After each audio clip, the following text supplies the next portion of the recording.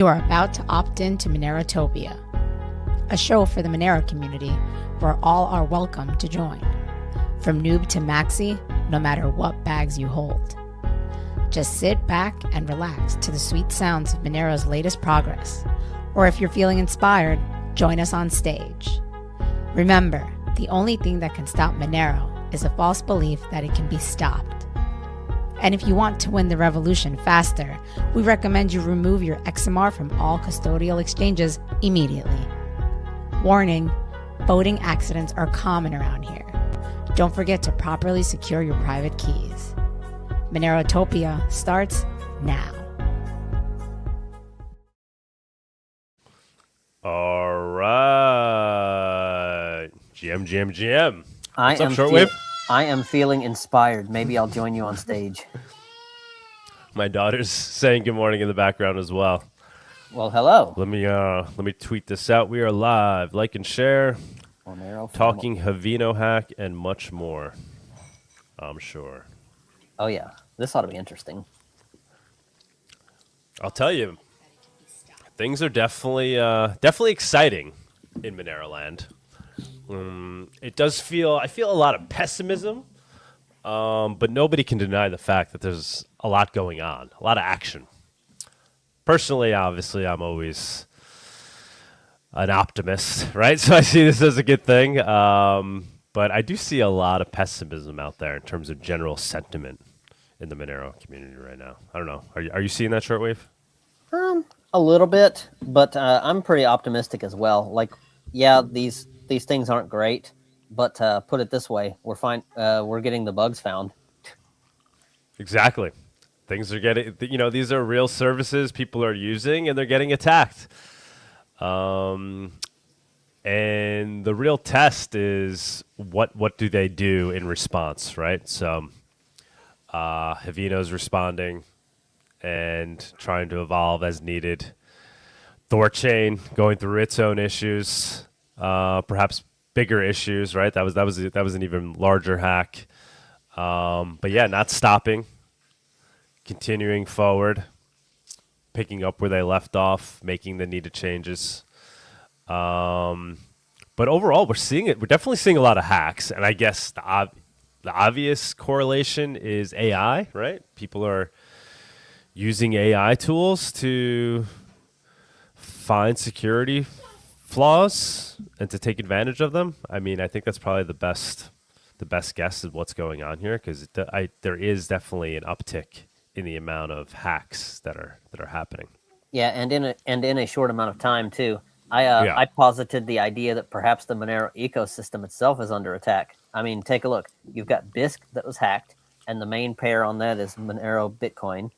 Then you've got Thorchain that was hacked, and the thing is that Monero is going to be added to that. And then you've got Havino hacked, and the main thing is Monero there. So it's starting to look like a pattern here, and in a very short amount of time. Could it be a 3-letter agency? Yeah, I don't know, right? I mean, it's hard to say, or is it just a coincidence, right? Or is it just AI and people getting access to AI, not necessarily a government agency, and using AI to perform these hacks? But yeah, it does seem targeted, because it is all things dealing with Monero, on-ramps and off-ramps. Hold on a second, guys. I got the baby over.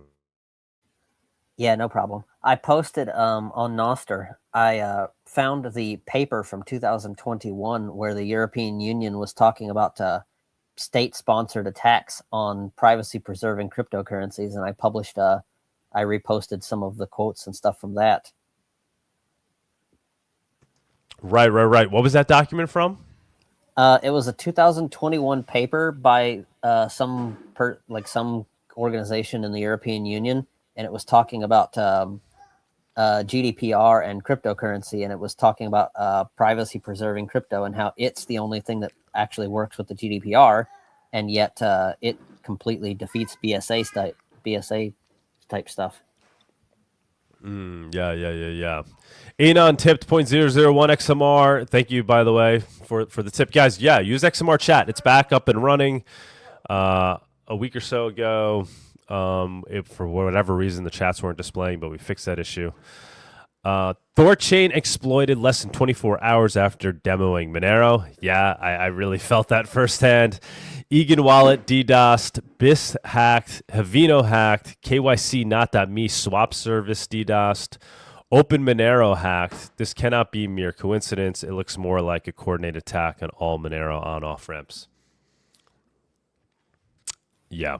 Oh, yeah, I forgot about the Eigen DDoS and the swap service from KYC, not me. I didn't know Eigen Wallet was DDoS. Yep. Yeah, wow. They were both. I forgot about I didn't know BISC was hacked until last night. I knew the Havino one, but BISC was hacked like before Havino. It was several weeks ago. Yeah. Wow. And was it a similar exploit? We'll get into this, I'm sure, more. Was it a similar exploit to what happened on Havino? Similar in practice, different in the way it worked. Well, you know what? We might as well go ahead and run the special guest segment because we could just get into it now. We don't have Bawdy today, so no price report today. Bawdy's been very consistent throughout the years, but he has the best excuse ever. He's on his way to Europe for MoneroCon, heading over early, which I'm excited for him. That's gonna be a great adventure. I can do the price report by Monero. It's going up. Price report. Is it going? Well, in Shortwave's mind, it's always going up. But no, I think everything's down right now. I woke up this morning and like the whole market had tanked, and it's like people are back in bear market mode, thinking like the low isn't in yet. When you use the simple moving average, it's amazing how quick the sentiment changes. I think maybe it has something to do with Trump potentially amping up the war in Iran. I haven't been following that closely. I know there was rumor that there'd be some activity happening this weekend because Trump was skipping his son's wedding. It was like, I need to hang around Washington. So everybody's like, oh, they're going to, ramp up the bombings in Iran. Possible. Maybe the Cuban invasion begins on Memorial Day weekend. Who knows? Who knows what they're going to do? But it looks like the markets are reacting to it. I haven't looked too deeply into it, but it does look like crypto's down, and it usually leads things in either direction. If you use the moving average like I do, it's not. Yeah. Not everybody's there, Shortwave. But I appreciate your efforts. Then they're doing it wrong. If they're not there yet, then they're doing it wrong. It's true. This is the way. Shortwave is leading us. He's not wrong. That this is the way.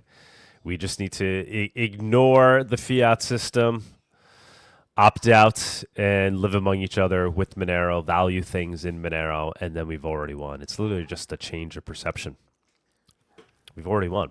And Bitcoin Pizza Day yesterday kind of celebrates that. I mean, Laszlo Hani had spent that 10,000 Bitcoin for a pizza, giving it a market price value, and the person who sold him the pizza valued the Monero more than the fiat that he could have kept to buy the pizzas.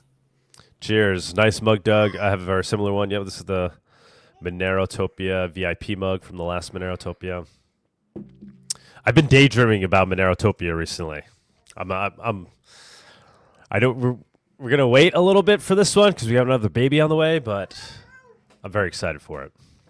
We need Monerotopia. We need these events. With everything that's happening, with these attacks, I do see some pessimism out there. People need to be reminded how strong this movement is. Absolutely. And Monerotopia doesn't have to happen every year. If it happens every 1.5 years or every 2 years, that's still good. Yeah, it is. But I'm just getting excited. I do feel like it helps when we get it, bring everybody together. People see how vibrant the ecosystem is, the collaborations that come out of being face-to-face, and really just seeing and being among like-minded people that are on the same path as you are. It takes out some of the doubt. Like, all right, I'm not just losing my mind on the internet here thinking I'm a part of something that's really not significant. But when you see it firsthand, it is significant. It's very significant.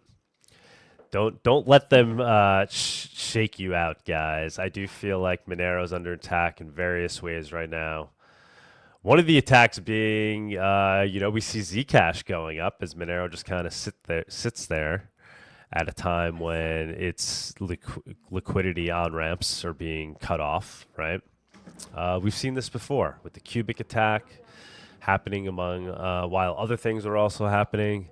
Monero is constantly under attack, but ultimately this is a good thing, right? It means we're doing something right. It means we're on the right path. We're on the right path, and enjoy the ride. If you're not enjoying this, you don't really know, what you got yourself into. We're literally trying to build unstoppable digital cash and use it around the world globally to opt out of the system. There is going to be constant attacks. The system is the system is terrified of us, and that's why they're attacking us. They want to do everything they can to stop us because they're absolutely fucking terrified. And so, now is not the time to doubt. I saw, I bring this up because I saw one of the tweet threads I saw was from Riot, and he's the creator of Monerica, and he was just like really pessimistic. He was just like, oh, I feel so, like, I don't know. I could bring up his tweet, but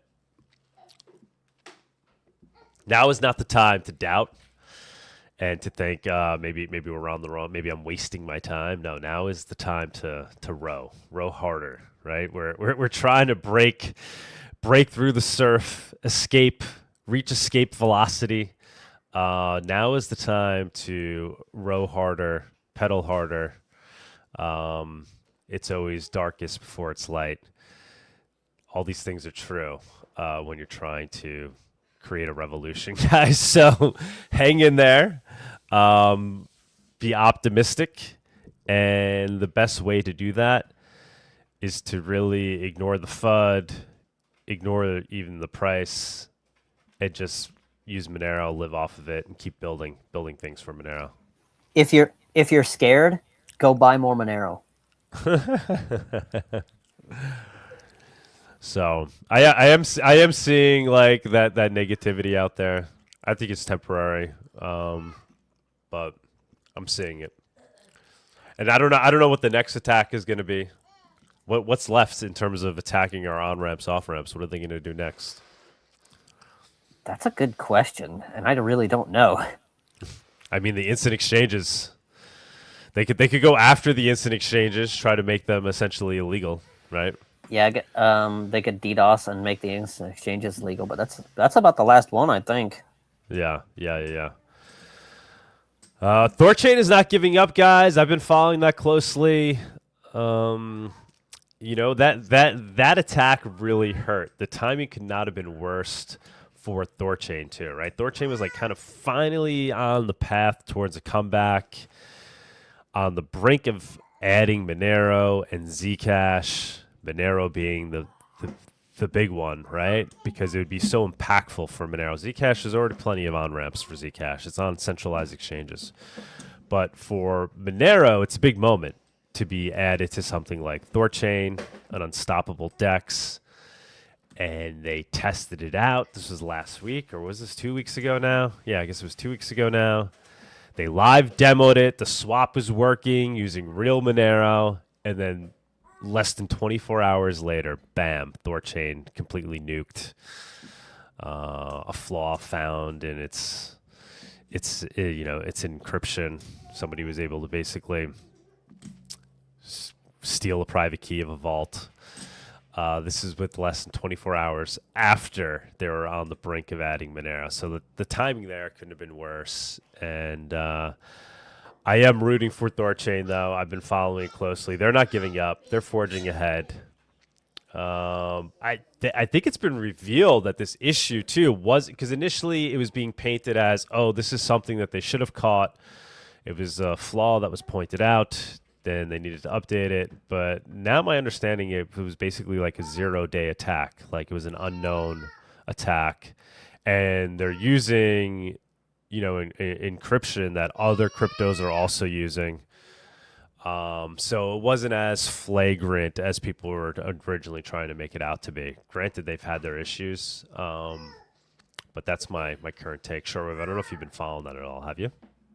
I haven't been following it super closely, but I did hear something to the effect of whatever TSS thing they were using, the TSS library for the multi-sig thing, was apparently something like three versions out of date or something like that, or a couple, like 3 versions out of date that had 2 security fixes or something like that. So that's what I heard. I did hear that too, but now I heard it was like a 0-day exploit that even if they did update, but yeah, if that's the case, if they weren't using the latest and not updating, even if that wouldn't have prevented the attack, the fact that that's been revealed, yeah, that's no bueno either, for sure. Sorry for the baby in the background, guys. She's having a good time over here in the studio. Oh, no problem. So yeah, so today our special guest is going to be Shortwave. He's going to talk about the Havino attack. We have no body because he's en route to MoneroCon. MoneroCon is coming up June. What is it? It's like 2 weekends away, right? He's showing up early. When is MoneroCon? I actually am not totally June 12th, I think, right?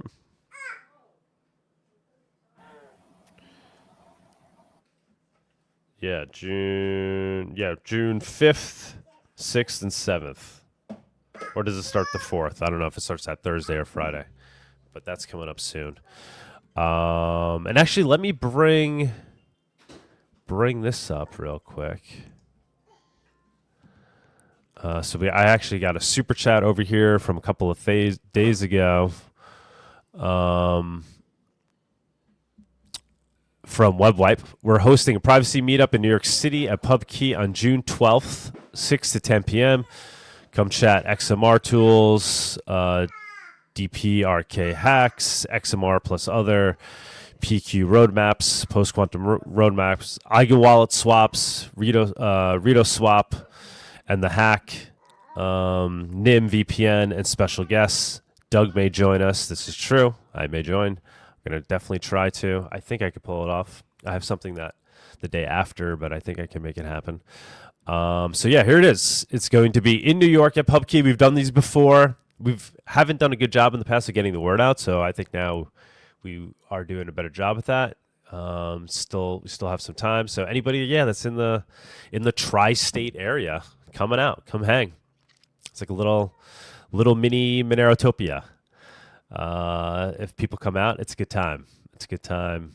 Talk to fellow Monero people, fellow privacy tech people. The venue is super cool. PubKey. That's the Bitcoin bar. Vic is involved in that as well. Actually, now he's involved in PubKey as well.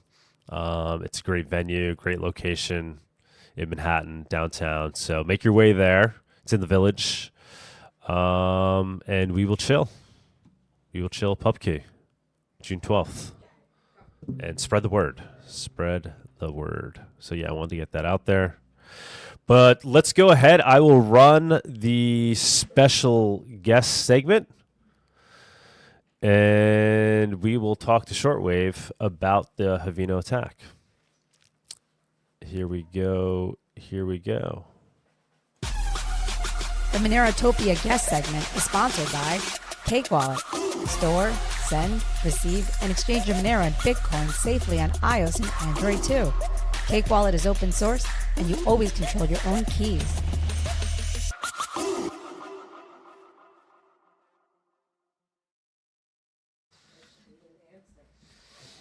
All right, Shortwave. Here we go. Yeah, so basically what has happened is on Wednesday, May 20th at 2:31 a.m. UTC, Woodser actually put out a notice that there was an active exploit in progress. And then 2 minutes later at 2:33 a.m. UTC, Rito-Swap disabled trading across the network. So what they did was they updated the version required to trade to a non-existent version. So currently the Rito-Swap and Havino is on version 1.4.0. And so what they did is they went into their admin console and updated the version required to trade to version 2.0.0. And since that version doesn't exist, that effectively halted trading until the thing could be fixed. And then what ended up causing who did that? So just one single user made that. How did they? Whoever the ReTo Swap admins are. Oh, okay. So all Havino networks are susceptible to this. So any network that's running the Havino software is susceptible, but ReTo Swap disabled the trading as soon as they found out about it. Mm-hmm. Okay. So, but how did they actually find this exploit? How do you think? I'm not sure how the exploit was found. I'm guessing it was maybe AI, or maybe somebody just took a look at the code and found and was looking at the protocol to see if they could figure something out, and they did. I don't know how they found it though. Okay. And just explain it once again, how they actually did it, because I'm not fully. Yeah. So what they did was, when you create a trade, when you go to take an offer, your arbitrator is assigned to you, right? And so what happened is that the attacker took a trade and then was able to send a fake out of order message that updated the arbitrator to a compromised node that they controlled. And so then they could create a Monero multisig that was compromised before their deposit and your deposit went into the And how did they send that fake message? How did they send that message out? That fake message? I'm guessing it was just a specially crafted client. Like they had to do some recoding on one of the clients to do that. And then they would send the out of order message, and then the client receiving it would think, oh, okay, the arbitrator has updated their onion address, so I'll go ahead and update that on my end so that I have the right onion address. And it turned out to be a malicious onion address, and then they could create a fake multisig. Crazy. And so was the Bisq attack similar? I haven't used Bisq, but the way I understood it to have worked is very similar. Since they don't have a 2 of 3 arbitrator system, it's a 2 of 2 system. The way that Bisq was exploited was that the when you created the change or whatever coming back was set to a negative value, which would then allow the attacker to take the Bitcoin instead of it going like it should. No, I'm wondering if it was a similar attack that happened. It still allowed the hacker to steal Bitcoin. The way it worked was just different. Crazy. I mean, we gotta make sure XMR Bazaar isn't susceptible. I mean, granted, people aren't using the escrow feature all that much, but I gotta talk to Anarchio about that. I'm sure he's already looking into it. Yeah, is this like something? It seems to be like, it's really about kind of smart contracts in Monero, multisig. It's like kind of an attack on multisig in general. It wasn't an attack on Monero's multisig. It was an attack on the way Havino assigns the arbitrator. So if we had thought about it, we would have had it verified so that you couldn't create a multisig before changing the address of the node. Okay. So do you think once the solution's already been proposed, like the solution was obvious, Woodzer already figured out what needs to be Woodzer already figured out what happened, and he already proposed a patch for it. So there's a patch in review right now to fix the problem. Okay. And so once that's fixed, obviously we don't know what the next potential exploit could be, but at that point, people feeling pretty good about Havino at that point? I haven't seen like any community sentiment, but I know that I'm going to continue using it. One of the big problems here is the amount of Monero that was allowed to be traded on Havino. So when you're doing a crypto to crypto offer, I think you can do a maximum of like 528 Monero in a single offer. And that is also something that bit people, because they were offering 528 Monero at a shot, and the hacker was stealing 528, stealing 528, stealing 528, stealing 528. Whereas if you kept your offers smaller, then yeah, you might have been stolen from, but it wouldn't have been as significant. So I've always encouraged people to keep their amounts down and only trade. But obviously amounts. Havino would function better as a tool if people could swap large amounts, right? That's what you want to get to.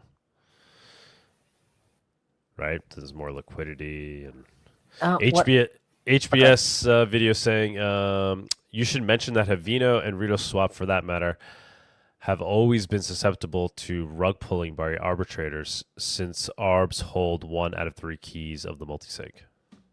This is true. That is a very good point. So you have to trust your network admins. RedoSwap seems to be unlikely to pull off such a stunt because of the fact that they've existed for quite a while. And so I don't think they would want to lose their reputation. But yes, if a new Havino network starts up, it is possible that the arbitrators or the people who start the network could be malicious and take a client they control along with their arbitrator and steal funds. So especially with new Havino networks, you need to keep your amounts way, way low until they start to build some actual trust. But it is definitely possible. The patch would fix the protocol exploit, but it will not remove the weakness linked to the arbitrators. That is correct. But we haven't seen that exploited, right? No, we have not seen the arbitrators colluding essentially with platform. Is that the we have not seen that happen yet. But yes, that is theoretically possible that the admin could assign a fake arbitrator. The administrator of the network could assign a fake arbitrator, and that admin could then take trades as a regular user and use their malicious arbitrator, get the trade assigned to their malicious arbitrator, and then they would have 2 of the 3 keys in the multisig needed to pull the funds without paying. That is possible. So you need to trust your network administrators. See, I mean, this is why I think, we need Thorchain to succeed. Obviously, Sarai Dex, but that's just another version of Thorchain, right? I had a guest on yesterday on Monero Talk, Crypto Comic Con, and he seems to just be doubtful about these liquidity, services like Thorchain and Sarai Dex. These what do we call them? The liquidity pool dexes. Liquidity pool dex. Yeah. Yeah. He just thinks they're fundamentally very hard to do without them being attacked. I hope that's not the case. Honestly, I'm thinking any decentralized exchange is kind of hard to do without being attacked. Well, obviously it'll be attacked, but without being able to thwart the attacks. He thinks there's always an attack surface there. I'm not technical enough to give a reason why, but my hunch is that's not the case. I feel like it should be technically feasible to have these things operate. But it just takes, because you're dealing with all these different chains, it just takes a lot of different security reviews to make sure everything is completely buttoned up. And fundamentally, I don't see why it can't be done.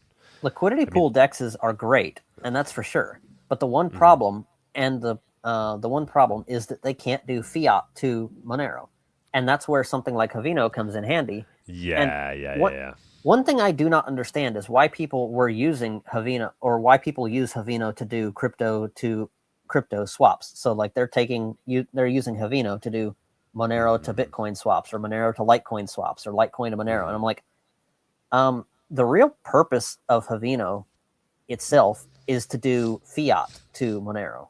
Mm-hmm. It's that on-ramp to get from the old legacy system to Monero, and that's what it's best at.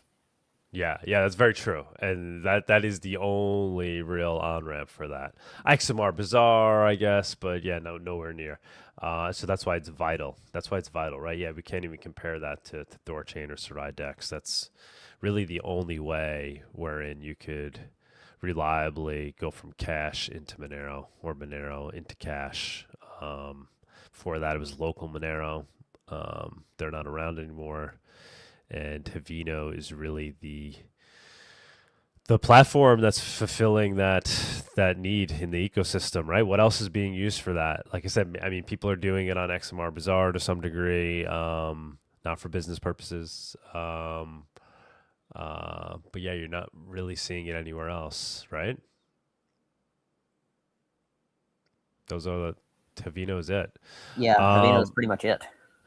And Fropic tipped, and I totally agree with this. Let's think about this. A few weeks after Mythos is announced, Mythos was announced by Anthropic, and they basically said it could be used to find security flaws in any software, better than anything known to man.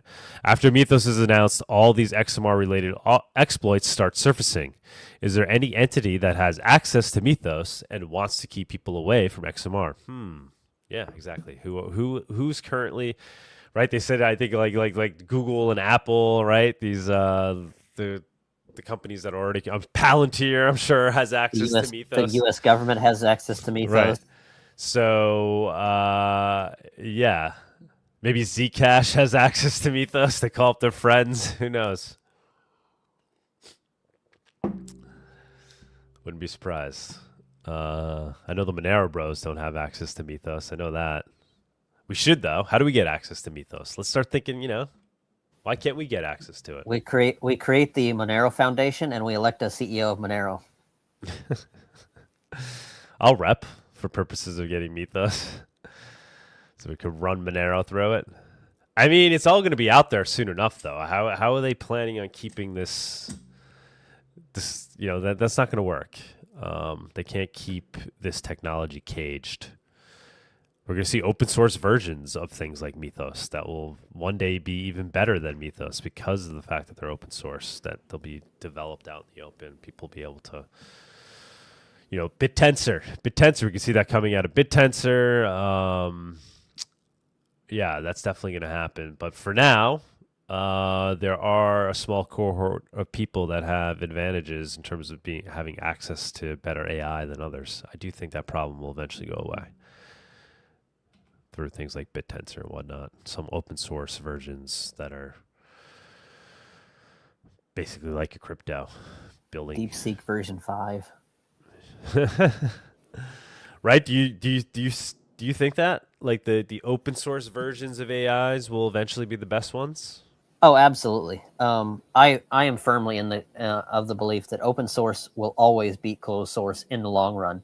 In the short run, there are definitely advantages to closed source, but in the long run, there's no contest. For sure.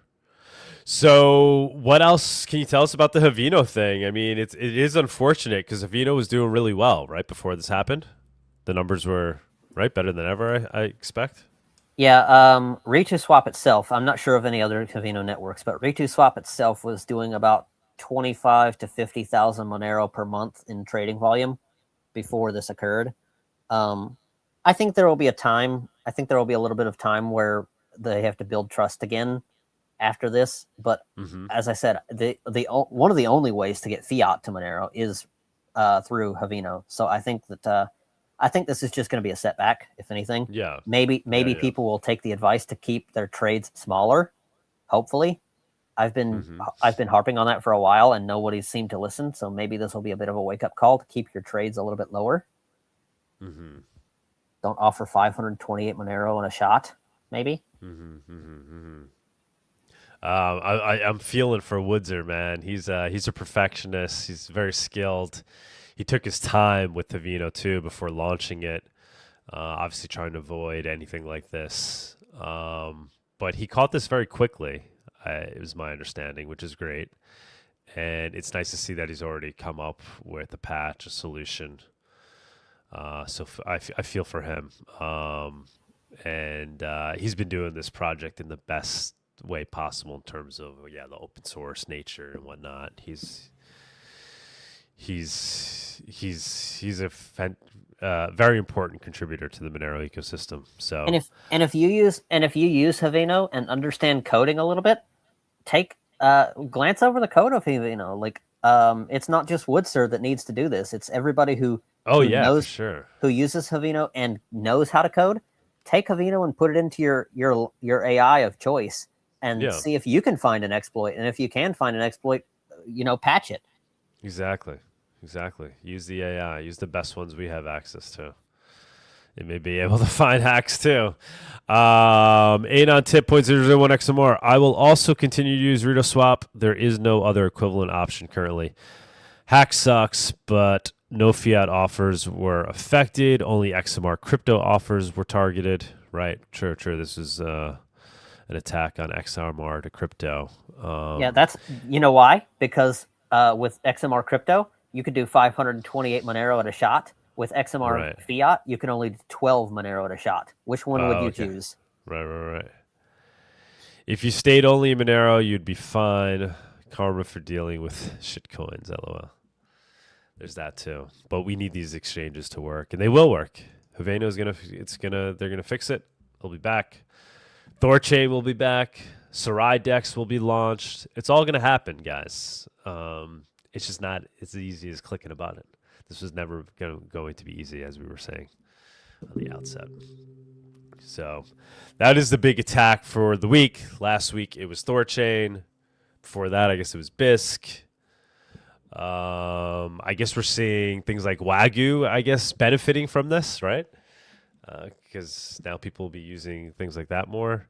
Obviously, the instant exchanges, they're probably benefiting from this as well.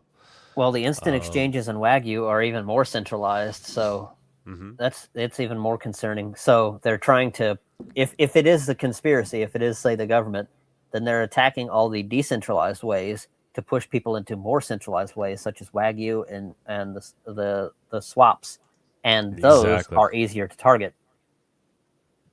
Exactly. That's the play. That's what's happening.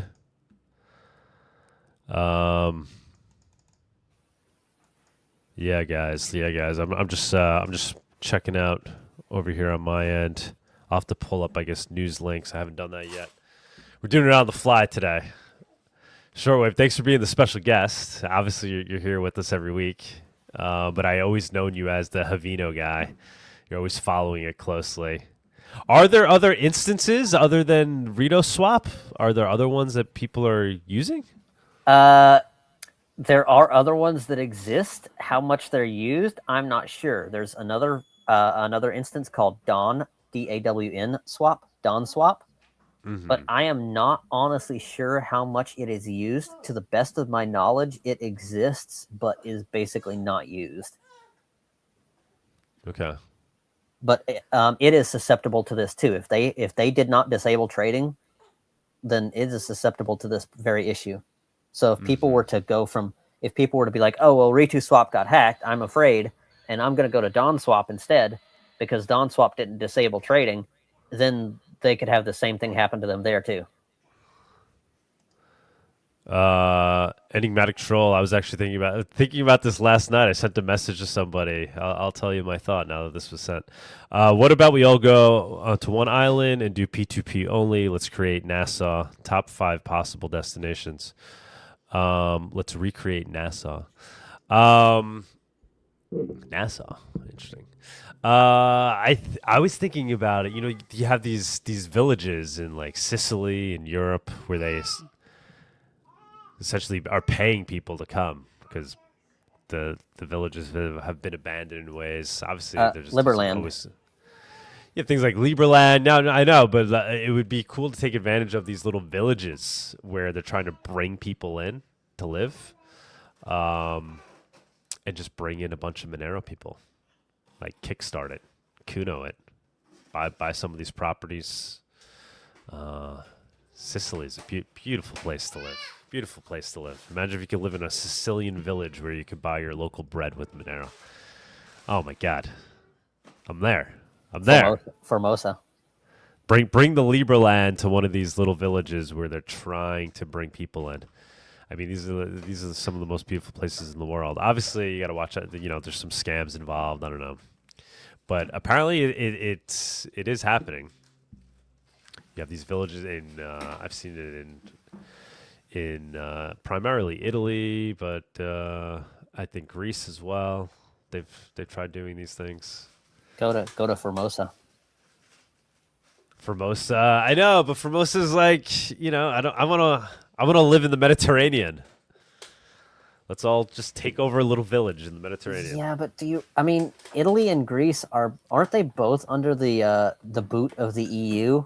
I wouldn't want to live there. Yeah, but you know, if you're out in Sicily, out on your own in one of these little villages, you know, they live off cash there. They live off cash. They're buying, you know, the farmers buying the wine with cash. The wine guys buying the meat with cash. I mean, don't get me wrong. The U.S. is bad, but the boot of the EU seems even worse.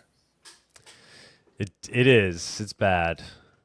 But I think there's kind of little law. I wouldn't say lawless, but, you know, I don't know. I don't know how much the government, you know, more so the mafia you'd be dealing with than the EU if you're doing this in Sicily.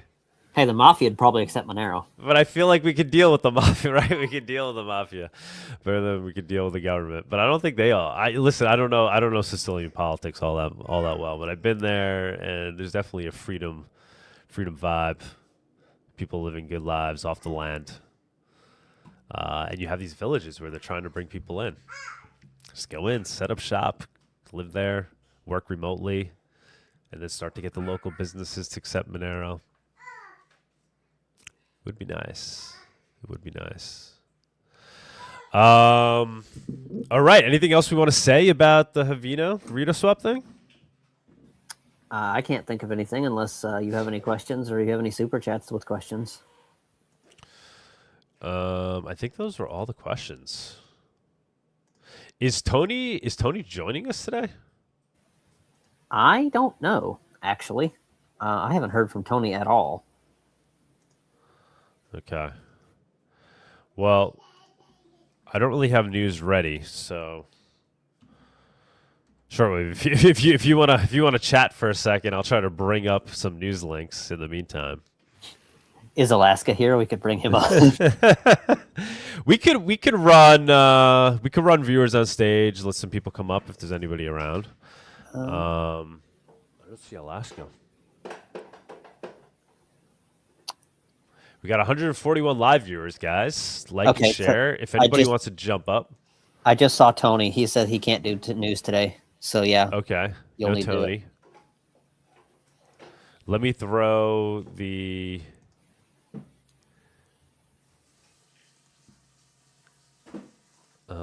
StreamYard link if anybody wants to join.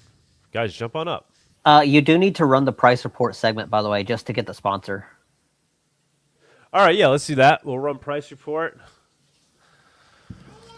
I see Remzi. We got Remzi. Maybe he could be our price report guy today. XMR guy. I see he's trying to jump up. All right. Remzi, what's up, man? Hey, how's it going? I got good. I can do it. I can do a price report. Nah, well, I'll run it anyway. If you want to give us your latest price take, you can, but no worries.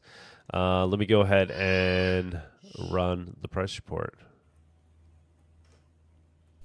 The Monerotopia Price Report segment is sponsored by Exelix, privacy-first multi-chain swap aggregator designed for seamless instant swaps. Exchange XMR instantly with the fully non-custodial, KYC-free experience and secure execution across hundreds of blockchains. As I said, Monero is going up, so buy Monero. That's the price report. What is the price doing right now? I saw this morning it was kind of tanking. Everything was tanking. Looks like things are starting to bounce a little bit. I think Bitcoin dropped below. Did it go below 74? Bitcoin is currently at 75.4. Okay. Yeah, we've been playing around with the 0.005 level on Bitcoin. So, yeah, I think, Body's been saying we're just going to chop relative to Bitcoin, and he's been right about that so far. But it seems overall the crypto market is down pretty big.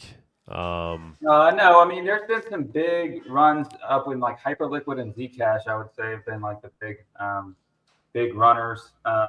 Yes. I mean, 75K is like kind of like flat, I guess. And in the crypto market, you have like everything rugs quickly, right? So if surviving is like not the default. Generally, the default is rugging, right? So yeah, if you're a Bitcoin, you're flat, you're actually doing better than most people. But then, yeah, there has been Hyperliquid and Zcash pumping, which has been kind of outliers. Yeah, the Zcash pump has been pretty interesting, and Monero hasn't been pumping along with it at all, really. We got, I mean, the run from to like 330 to like 400 that we did was like during the Zcash pump. So I would argue that they seemed a little correlated. But yeah, obviously we don't want to put the correlation. But yeah, seems like there's generally like privacy season is a thing where it's like Zcash and Monero and Pirate Chain will run at the same time. Well, good to see strength in privacy coins, even though everything else nothing's really doing anything, like you said, except Hyperliquid. So yeah, that is interesting. Perps are running big. Yeah, it's an interesting market because it's really something was like theorized to exist in like the 90s. Then they kind of it was this guy Arthur. What is that guy's name? He's a black guy, but he's like Arthur Hayes. Arthur Hayes, yeah. He was the first person to actually put perps into like a real thing, but then he got arrested. So then Hyperliquid came along, and they're like a DEX, supposedly a DEX, so that way they can actually run perps. And they've just been extending like that economic model from crypto, and they just started getting into like real world assets, is what it's called, so gold and stocks. So yeah, that's why Hyperliquid's doing well. Yeah, I haven't really followed Hyperliquid too closely, and that's what Wagyu is tied into, right? Wagyu is tied into that, yeah. So yeah, can you explain Hyperliquid a little bit? Yeah. I mean, so they're perps DEX, right? So perps are just like futures contracts, except for they don't have a fixed expiration date. And so, yeah, basically, like what I was saying, there was the Arthur Hayes thing where they were launched. They did perps, but it was like centralized, so they got in trouble. And then Hyperliquid's come along, so they're DEX, but they I think they have some like closed source code and kind of like a little bit centralized. But the team itself is cracked. Like the guy, the founder guy's name's Jeff. He's like.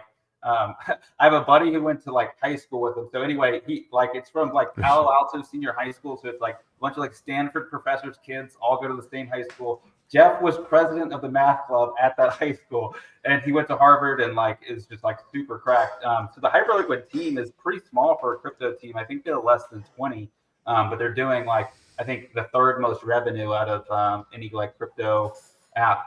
But yeah, I think I've been looking at DeFi Llama and stuff. You can see like app revenues, and yeah. Have you used Hyperliquid? I've never traded perps. No, they're generally used for leverage, and I haven't really tried to lose money for tuition, I guess. But yeah, I probably should. But it's also a DEX, right? You could swap cryptos on it. Yeah, so they have I guess a few different offerings. Like there's they have like their own EVM chain, like so they have like their own Ethereum chain. The Hype EVM has the Hype token as the chain, and then the DEX is like built on a technology called Hypercore.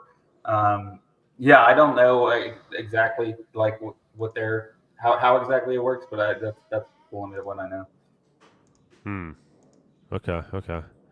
And then how is Wagyu like tied into it? So I think, so perps is basically just like a price oracle thing. So to actually run a perp market, all you need is a reliable oracle for the Monero price. And like basically people are, speculating on like the more rapid movements, but then eventually there's something called a funding rate that has to go in. And I think on Hyperliquid, it's like maybe every 6 hours or 8 hours has to be something like a funding rate. And I think he was like providing the funding rate or something.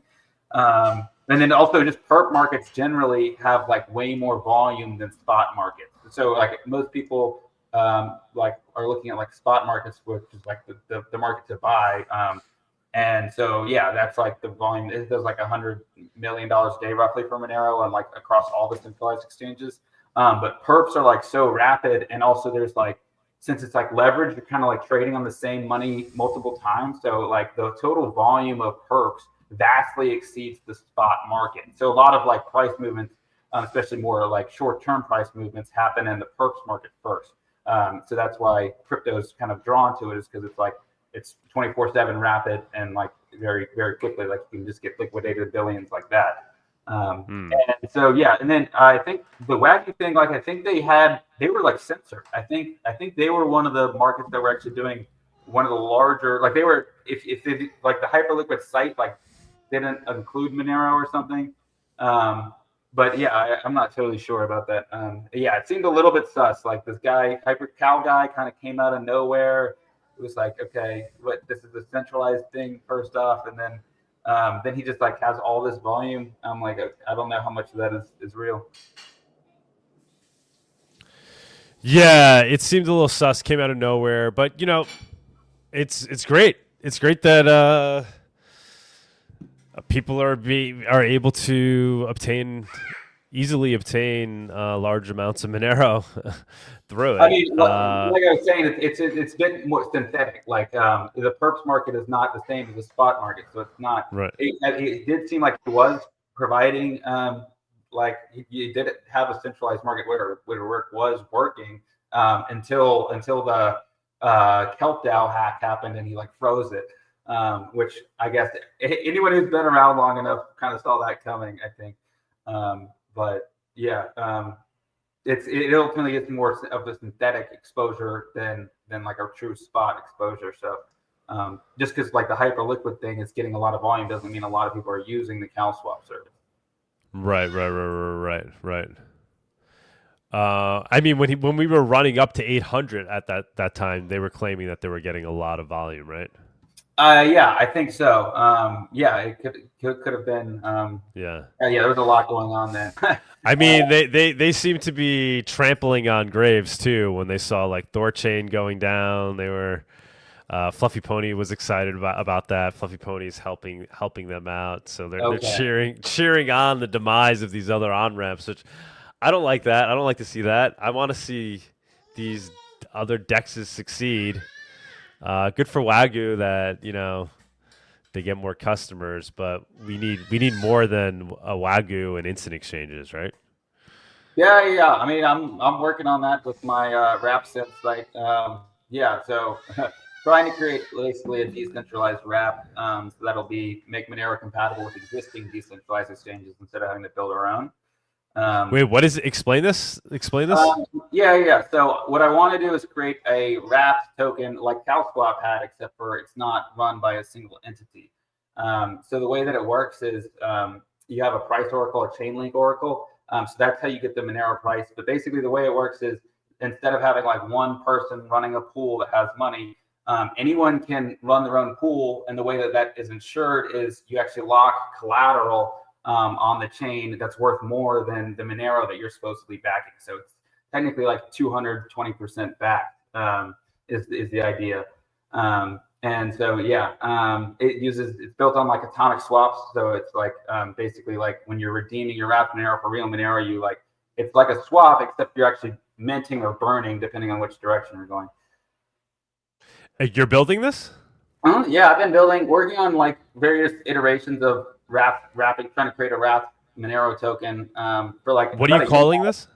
Rapsense.com. It's in my my description. Okay. Yeah. I've been working on various iterations of it. At one point, I called it, the very first name I came up with is Sharknado Cash. I did the hackathon and named my project that. You could bring it up if you want. If you want to share your screen, if you want to show people. Well, yeah, I'm still working on it. I can show the site, I guess. The demo isn't live yet. But yeah, first chain I'm looking to launch on is Gnosis chain, just because it has cheap gas. Let's see. And so, are there other versions of this already in existence that are using a similar architecture? Not that I'm aware of. I think I just had to come up with the architecture myself. I mean, it's called RapSynth because Raps already exist, and there's synthetic tokens which already exist. So this is like a merger of the two. So that's where I got the name. And the domain was available. So yeah. Cool. Trying to bring it up. Yeah, so here it is. This is just like the landing page or whatever. But yeah, basically, this is the app idea. So yeah, basically the TDL and stuff is all like this mock data, but basically, yeah, you would be able to mint, you can burn, and then to become an LP, you would register as like, you'd have to run your own server or something like that. Because every time you get an order, you have to redeem, otherwise you get slashed, right? So yeah, I'm trying to set up like I'm trying to make, ideally it can be easy for someone to set up so that they can get like a Telegram notification if they wanted to do it manually. But yeah, I still have a good amount of work to do to actually make it work. And then of course, get audited. But that's my vision for how I think Monero will get into DeFi. Because once you have a Wraps token that people can rely on, then you have not just DEXs, but there's also like lending protocols and just growing the entire growing like DeFi market. This is if you're interested in like viewing DeFi growth, this is the site you would go to, is DeFi Llama. The thing I'm particularly watching right now is like the real world assets right now, because like they've been growing since for the last 2 years. Like the tokenized gold, tokenized credit, and tokenized equities and bonds have really been doing well. So yeah, if we can connect, basically once we have a Wraps token for Monero and these markets are mature, then you actually connect like traditional finance with Monero, which is good, because then we don't have to rely on the centralized exchanges as much as we can avoid just like sketchy offshore centralized exchanges. I think is good. But yeah, been working on this for a while, but yeah, I'll definitely be back up here with it when it's actually live working. Looking to extend it. It's compatible across any EVM chain. So Gnosis chain is just what I'm starting with, because it has everything you need. It's cheap gas wise, and also that's really, it has the US dollars stable coin, so I can have the native currency is the dollar, so I don't need Ethereum exposure, because Ethereum price, like, I don't know what that is. I don't know what the price of Monero in Ether is, but I do know the price in dollars. So that's one reason to use Gnosis at the start, at least. Looking to extend to any EVM chain that'll work, especially like some of them, like Ink is like Kraken's chain. Kraken has the largest exposure. So, and that's also like, I've actually met people from like Ink and Kraken to like try to talk to them about the protocol, and they seem interested, but you got to get it like live and working before anyone will actually take you seriously. All right. Beautiful. When do you think you'll launch? Ideally I can get it done within a month or so, but to like be able to test it on mainnet. But then it'll take a long time to really like scale up and develop the trust. Just make the UI as good as possible. I have launched at like 30 cents of TVL, but like you gotta put in like to where it's like I would need to seed it with like some significant amount of liquidity to actually for people to be able to use it. So it starts off with a little bit of a chicken and the egg problem, but ultimately, the Monero, one thing you can look at is on CoinMarketCap is like look at the plus or minus 2% depth of the market. Most Monero is traded like there's basically like $1 million of Monero that's really like the core of the trading. So basically, if I can get the decentralized protocol up to $1 million, which isn't really that high of TVL for a protocol, then basically that's almost the whole market. The market share is I think ripe for disruption. Part of the reason I'm working on it. Awesome, man. Definitely keep us posted. Yeah, of course. Have you mentioned this before on? I've mentioned it. Yeah, I mean, I've had. Like I said, I've been iterating on different projects, versions of it, because it's like had to come up with different protocols. Like I was trying some methodologies that were more similar to it's like when security you have the dependencies. So it's like, okay, I was trying this one that was more like kind of off chain like based, where it's like, okay, you trust like the zk-TLS, or then I tried like MPC based approaches, which is more like Sarai. And then trying to do like just different iterations of the protocol. But now since I've been able to work on it. It takes time to iterate. You gotta figure out 1,000 ways to build it the incorrect way before you figure out the correct way to build it. If that makes sense. Yeah. We do have some XMR chats. Here. Aaliyah tipped. She's the ones that runs XMR Bazaar with me and Anarchio. Happy 2nd birthday, XMRBazaar.com. I didn't even realize. I guess she had sent out a tweet. I could pull that up in the news. That's a good point. Today we're celebrating 5,000 plus delivered orders, 15,000 listings from 10,000 users. Did we hit 10,000? 9,987 last time I looked, just around the beginning of the show. Guys, let's get it over the number here. No, we just want real. Wow, yeah, 9,988. Beautiful to say. I didn't even realize we're at the second. I've got XMR Bazaar right here on my home screen on my phone because I use it so often. Awesome. I'll bring this up during the news as well. Thank you for reminding me. And she's doing an amazing job. Oh my God. Amazing job. Anarchio as well, obviously. Ward's Hardware. I love these guys. The Monero Accepting Hardware Store. Tipped 0.001 XMR. Hey all, we are sponsoring the first ever, I saw this as well, first ever Monero Accepting Marathon, half marathon, 10K, 5K, event in Malad Valley this September. Everyone is stressed about exploits. How about getting out and training a bit? See you there. Awesome. And you can go to... The only problem I saw was that he posted that in fiat. He should post it in Monero. You were brutal. I think I actually had this in the news links as well. We can bring that up. I think Monerica helped with that sponsorship. Very cool to see. Yeah, currently his listing costs 80 fiat, and I'm like, you should price your marathons in Monero. Ward's Ace, if you want to jump up at some point and tell us more about it, please do. You're more than welcome. You're always welcome on stage. We haven't heard from you in a while, actually. And then I saw he had launched a nice website for the hardware store that natively accepts Monero. Very nice. Any more? What are these people saying here? All right, no more super chats. Remsey, very cool, man. Very excited about that. What do you think about all the recent attacks?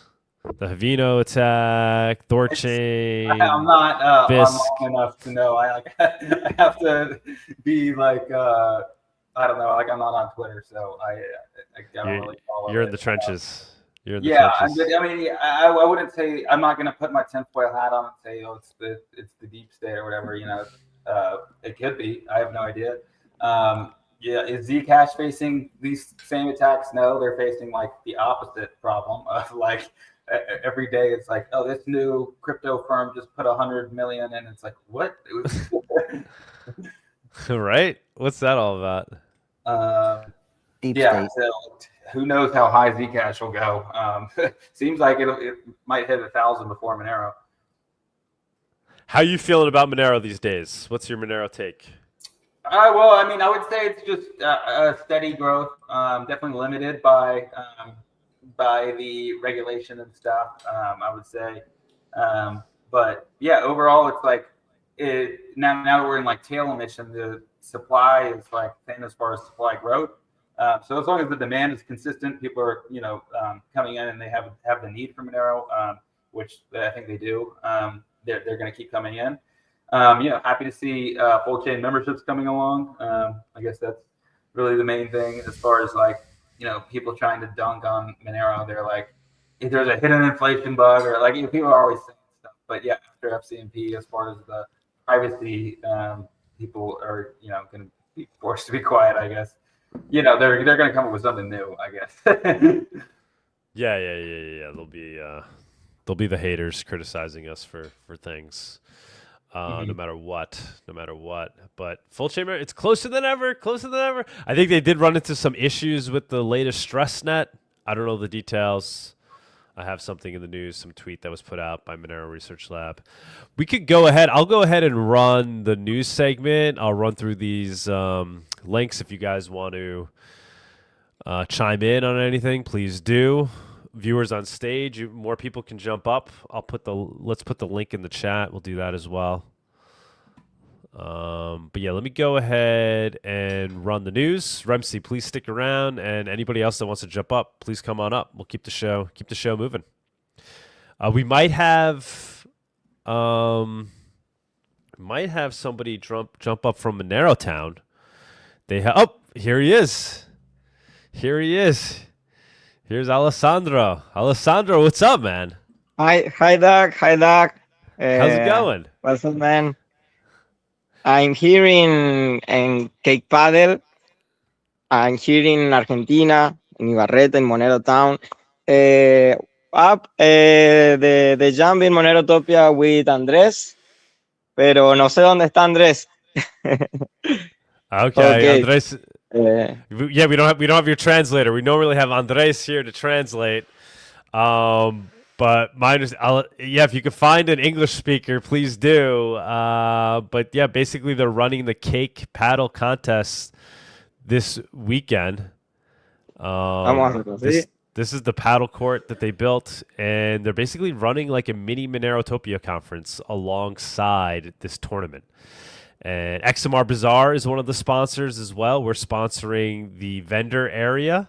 So they'll have vendors there selling things for Monero, which is freaking amazing. These are all people from the town, from the nearby town, that are coming in for the tournament and participating in this little mini conference as well.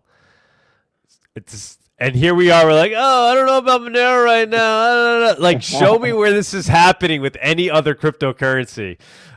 We've even lost track of this, right? It's just growing out on its own. Alessandro is out there in Monero Town, building with Monero every day, growing adoption. Well, bro, remember the banner? Remember the banner? You still have the banner. Yes. Awesome. I see Trocador, Freedom Dollar. Sano, of course, K-Wallet. A Cake Wallet, yes. I mean, they sponsored the building of the entire little paddle stadium there, which looks beautiful, by the way. Very well made. Paddle or padel, I don't know what the proper paddle is. Paddle is a similar sport to tennis, with glass. It's like squash. Yes, sí. I gotta play. I have to start playing it. I have my ankle though probably won't like it too much because of the moving. But it's such a great. I see people playing it. It looks fantastic. Okay, look and stop the moment and talk to Andrés for the jam the program. Okay, stop. Okay. Not exactly sure what's going on. I think he said something with Andrés. But there you go, guys. I mean, I honestly forgot it was even going on. It was happening. We had them on a few weeks ago. He was talking about doing it. I think they had that huge storm where the entire town flooded, so they had to cancel the tournament. They actually raised a decent amount of money from the Monero community to deal with that flood. It was a major flood. The entire town got inundated with the rainfall, and they don't have the drainage for it. But the paddle court was okay. I guess it was high enough elevation; it wasn't affected. And here they are a couple of weeks later. The weather looks beautiful there, and they're going to run this tournament / mini Monerotopia. They have a whole Monero accepting marketplace set up. That's area sponsored by XMR Bazaar. We paid for a sponsorship, and then he's using, I think, half of that, what we gave him, to just give it away to attendees, so then they can go spend Monero at the Monero market, which is super cool. Oh, that's awesome. Yeah. So he's doing like an airdrop with Monero. People that are just at the, that came to watch the paddle. Now they have some Monero in their hands and they could go spend it in the market.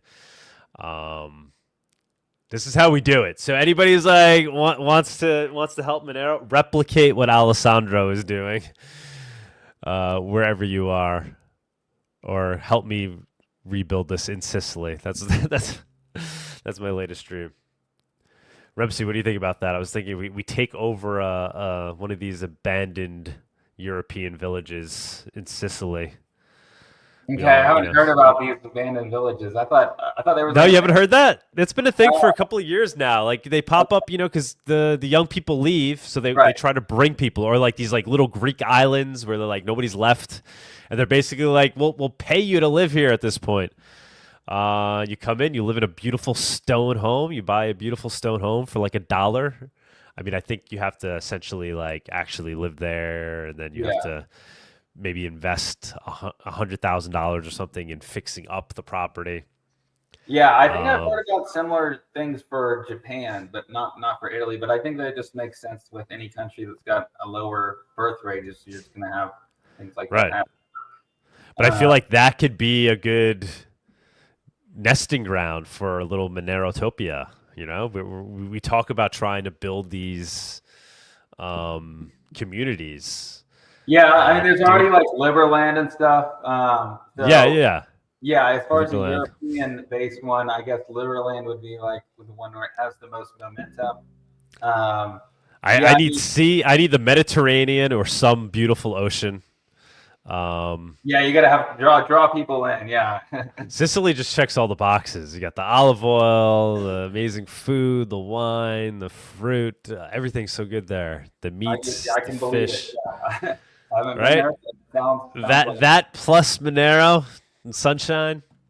Mm-hmm. I don't know. This is my latest daydream, but the Monerotopia is happening in Formosa in Argentina, which is just amazing to see it blossom there. It's just like a flower among weeds, a little Monerotopia in Formosa. And Alessandro's been working on this now for years. It's really gained a lot of traction. It started with the Monero soccer stadium. He did a Kuno back then, and he rebuilt and repainted his stadium.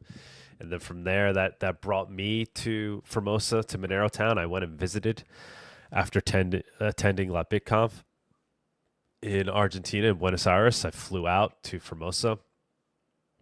And from there came Copa Monero. That's what Copa Monero grew out of our meeting in Formosa. And we actually got it off the ground. Copa Monero was a tremendous success, and Alessandro continued to run with it. Then he built a paddle stadium funded with Monero sponsors, and now he's throwing a tournament, and he's throwing a little mini Monerotopia. It's quite amazing. It's quite amazing. You could literally show up in Formosa, in Iberete, and if you walk through the town and you ask people if they accept Monero, they will say yes. I mean, everybody in Monero Town knows. They really do, and they're using it. They have, when they do these projects, they're paying the contractors in Monero that are going out and actually doing the work, that are sourcing the cement or whatever it is, they're really doing amazing things out there. Oh wow, we have Andres. Andres, hello. What's going on? How are you? I didn't know Alessandro got you to attend this. Yes, Amazing. Thank you for jumping on, man. Yes, and I said, okay, but you have like 10 minutes. Okay, let's do it. Do it. You tell us what is going. They're throwing the tournament this weekend. Oh wait, here's Alessandro. Know. Okay. I'm here. Here he is, and he somehow got Andres to jump on. We didn't even coordinate this before the show. Andres, man, thank you for last minute jumping up. I didn't even have the time to open the wine. Yes. But yeah, my understanding is the tournament's taking place this weekend. So let's hear it from Alessandro. What's going on? Give us the update, and Andres will interpret. Okay. Alessandro, ¿quieren saber del torneo que se hace este fin de semana? O esta semana, no sé. Bien, el torneo comenzó ayer. Estuve posteando algo en Twitter. Estuvimos haciendo transmisión desde las 3 de la tarde hasta las 10 de la noche en TikTok. Se unieron más de 600 personas al live en TikTok. Vamos a hacerlo de a poco, ¿sí? Acuérdate de ir contando. The tournament started yesterday. They did a live stream ¿En dónde hicieron el stream? En TikTok. On TikTok. And they had about... ¿cuánto dijiste? ¿600? 600 personas miraron el stream. Estuvieron 600 people watching the stream live on TikTok. En TikTok. ¿Qué estuvimos mostrando dentro de la transmisión? Obviamente el partido de pádel. Creo que ahora van a ver un posteo en Twitter que lo estoy subiendo, donde esto es lo que ven los gazebos aquí. Era lo mismo y hoy también va a ser lo mismo. Un bazar como lo fue en Monero Topia, donde todos los comerciantes están aceptando Monero, no solamente Monero, sino también experimentando con Freedom Dollar, con Sano, con Bitcoin Lightning. Sí. ¿Se me escucha? Hoy, claro, son 3 días. Son 3 días. They are 3 days of the tournament. Yesterday was the first day. Today is the second one, of course. And on the broadcast, besides actually watching the match, showing the match, it also gonna show all those gazebos, like tents that you have around the court, where not only the people is, but also the shops, the kind of like Monerotopia. Yeah, it's gonna be like a mini. That's sponsored by XMR Bazaar, by the way, the Monero marketplace. Mm-hmm. So what is it? What is it happening today? It's happening tonight. Are they getting a decent amount of people showing up and hanging out? ¿Qué pasa hoy, Ale? ¿Es esta noche? ¿A qué hora es? ¿Cuánta gente se espera? Hoy arranca, dentro de 2 horas y media se juega el primer partido de hombres. Ayer se jugó todo la categoría femenina, hoy se juega todo categoría masculina, así que se esperan... Ayer hubo 100 personas aproximadamente, pero hoy se esperan más porque lo que más atrae es el masculino. 200, 250. Yesterday was all women's. The categories, and today it's all men.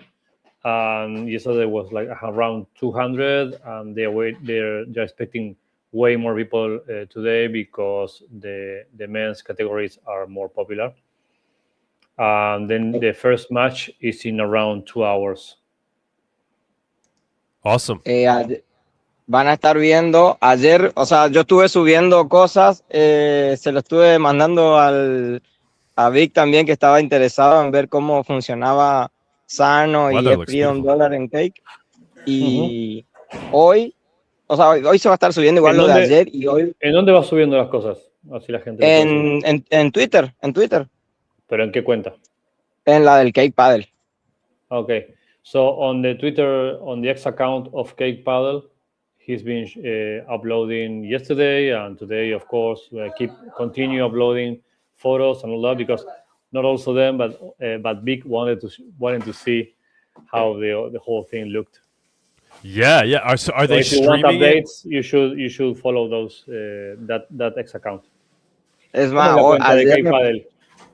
when is the finals? When is the finals? The final match. ¿Cómo es la cuenta de Cake Paddle? @Cake Paddle, así como suena, Cake Paddle. Cake Paddle. Cake Paddle is account. And Alessandro pregunta cuándo es la final, el último partido. La final, las dos finales se juegan mañana a las 5 y 6 de la tarde, hora argentina. So, yeah, the finals are tomorrow, 5 or 6 p.m. 5 and 6 p.m. in Argentinian time. Para que se den una idea. Is he streaming it on X too, on the X accounts? He should stream it there as well. ¿Lo estás streameando en Twitter también? ¿En X? No, solamente en TikTok es donde más audiencia tenemos. No, only on TikTok because it's where most of the audience is. Okay. The TikTok number. Otra cosa, para que vean mañana, durante la premiación, con todas las luces y fuegos artificiales que va a haber, se van a entregar los premios en Monero y en Sano a los campeones y en las campeonas. So en directo, en vivo y en directo. Tomorrow live on the stream after the matches, when they are giving everybody the prizes of the tournament, they're gonna give them the prizes live, and they're gonna be prizes in both Monero and Sano. Tengo video de los chicos ayer, de los que venían a ver comprando tortas aquí, tortas rellenas, pagando con Monero. Eso lo voy a subir hoy. Y hoy va a haber swap de trocador con toda la gente que venga al stand, se acerque y se cree que wallet, se cree billeteras de Sano, que seguiremos dando algo. Sí. He has a video that he will share later about some kids that were buying like fried. ¿Eran tortas fritas o qué eran? No, tortas parrilla rellenas. It's like it's kind of like cake, like a pastry that is filled up with perhaps cheese or something like that. And he has a video of little kids paying with Monero for the cakes on the stalls. So he will share it later. And also they will have some experiences when they use Trocador and Cake to swap between currencies that the people use there, between cryptos. ¿Qué es lo que más cambian en Trocador? La realidad, por lo que a mí me llega de información siempre, acá en esta zona con los que ya conocen, es por USDT. Pero acá van a estar experimentando Bitcoin, Lightning con Monero dentro de Cake, usando Trocador como proveedor principal. Yeah. So Vamos a estar enseñando a hacer swap para los que no saben. They have like a stand over there, and they will teach people to make swaps inside Cake using Trocador as the main provider. And as we discussed before, like USDT is king there.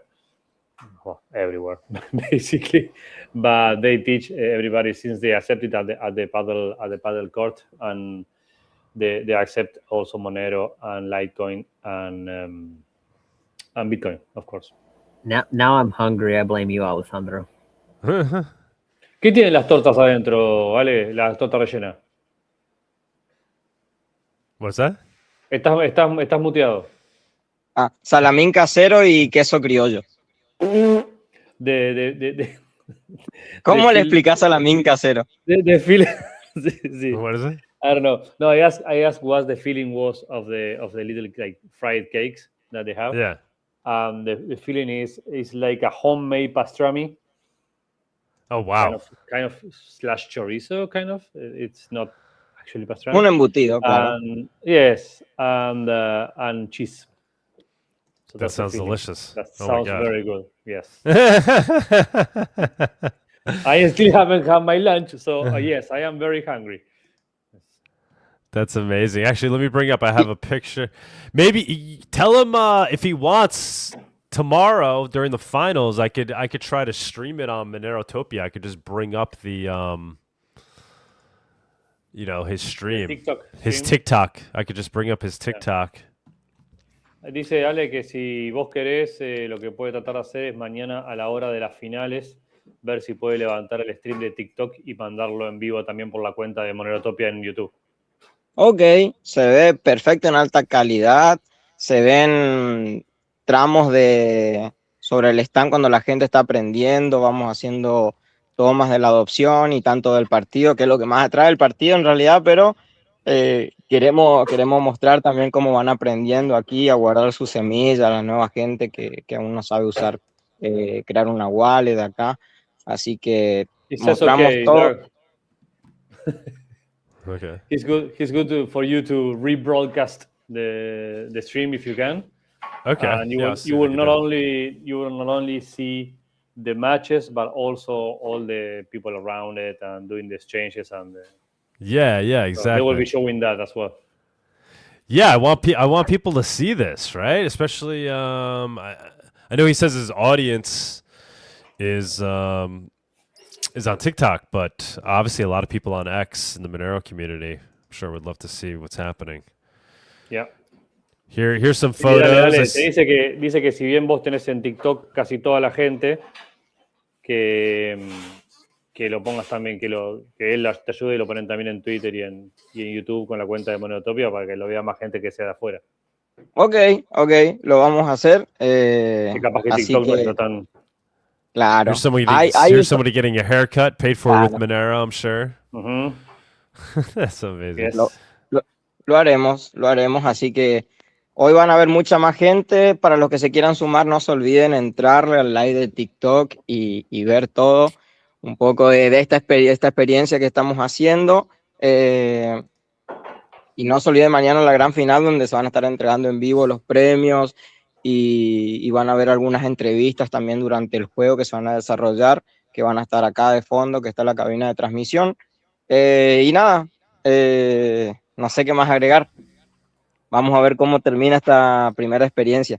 Y gracias, Andrés, por la traducción y nada más por mi parte. He's very happy, and they will be sharing all the matches, and very happy about and excited about the whole tournament. And thank you for showing everybody in Monerotopia what they're doing over there. Of course. It's all going good. It looks like amazing. And it's sunny. It looks like the water is gone. ¿Se fue ya todo el agua, toda la inundación? Ale. Está muteado otra vez, viejo. Demuteate. Respecto a eso, nos matamos en el barro entregando las mercaderías y sanitizando un poco el agua para que sea potable, como nos sugirió el amigo Alaskanon. Sí, bajó bastante el agua, tenemos todos días de sequía ya y vino el frío fuerte, frío seco. Pero sí, pudimos... It's way more dry, the climate is cold, but it's cold. Cold, not for Alaskanon, but cold. And dry, so the waters like pretty much are gone. The weather there is just so extreme, man. It's either like it's not that cold. It's not that cold. But they wanted to thank Alaskanon because they were doing all the errands, like giving that we talked last time, giving out the food and the water that they managed to raise for people. And also they were following Alaskanon's advices about how to sanitize drinking water for people after the fact. So he wanted to thank him for that. Awesome. Another Monero community member. It's another regular member of the Monerotopia channel. Yes. Yes. Well, I don't know where he is right now. I'm surprised he's not even on. Thank you so much, Andres, man. Thanks for jumping up. I don't know what we would have done without you here today. We would have been able to communicate much. He comes out of nowhere. The wine is ready. Yeah. The lasagna is in the oven. Beautiful. Good. Yeah, really? You got a lasagna in the oven right now? Dude, you are. In the oven, like red wine open. Life is good. Oh, wow. It's sunny. Manja. Enjoy, man. Enjoy. Hey, I'm going to mangiare. Yes. Enjoy, brother. And we'll let you get back to family time. Alessandro, man, thank you so much for jumping up. Very excited to see how it turns out. I'll try to stream it tomorrow. If I remember, I'll be deep in family time at that time as well tomorrow. But I'll see if I could bring up the stream so people can see it. I know I'll want to check it out as well. Adios. And thanks, man. Thanks for everything you're doing, Alessandro. Fantastic job. Thank you for spreading XMR Bazaar as well. Thanks for allowing us to participate. And thanks to all the sponsors that you have sponsoring it. Cake. I assume Cake was the biggest sponsor, right? Ahí te pregunta, Cake fue el sponsor más grande, ¿no? Del evento. Cake y Trocador, los dos por igual. Cake and Trocador, the same amount. Amazing. Así que te dice gracias por mostrarles a todo lo que estás haciendo ahí, gracias por el torneo, gracias también a los sponsors que te ayudan con todo eso.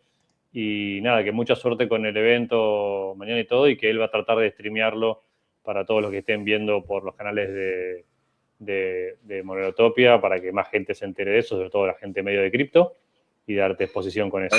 Que él probablemente no va a poder estar muy en vivo él, porque está con la familia, pero que va a tratar de pasar tu stream en los cosas de Monerotopia. Espectacular. Muchísimas gracias. Y los espero hoy y mañana. All right, man. Good luck. Good luck with everything. Thanks, guys. I'm going to go ahead and run the news. Adios.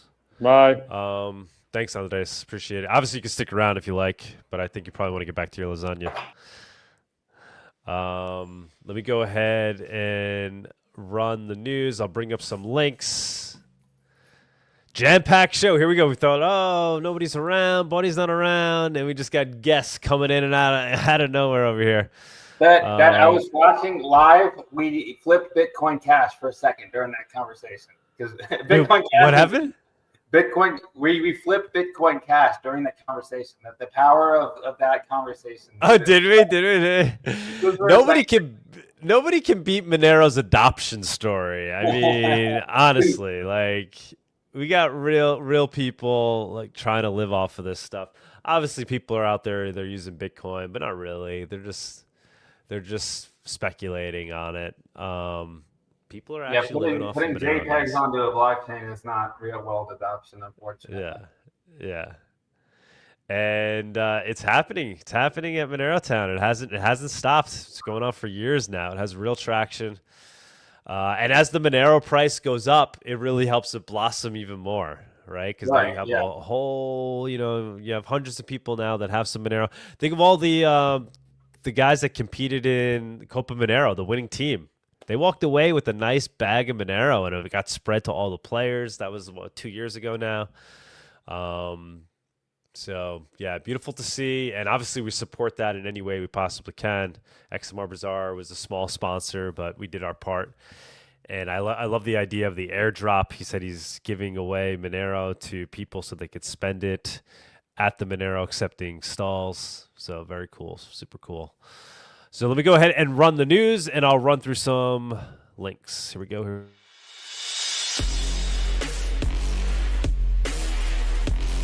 The Monerotopia Weekly News segment is sponsored by WizardSwap.io, a non-custodial cryptocurrency exchange.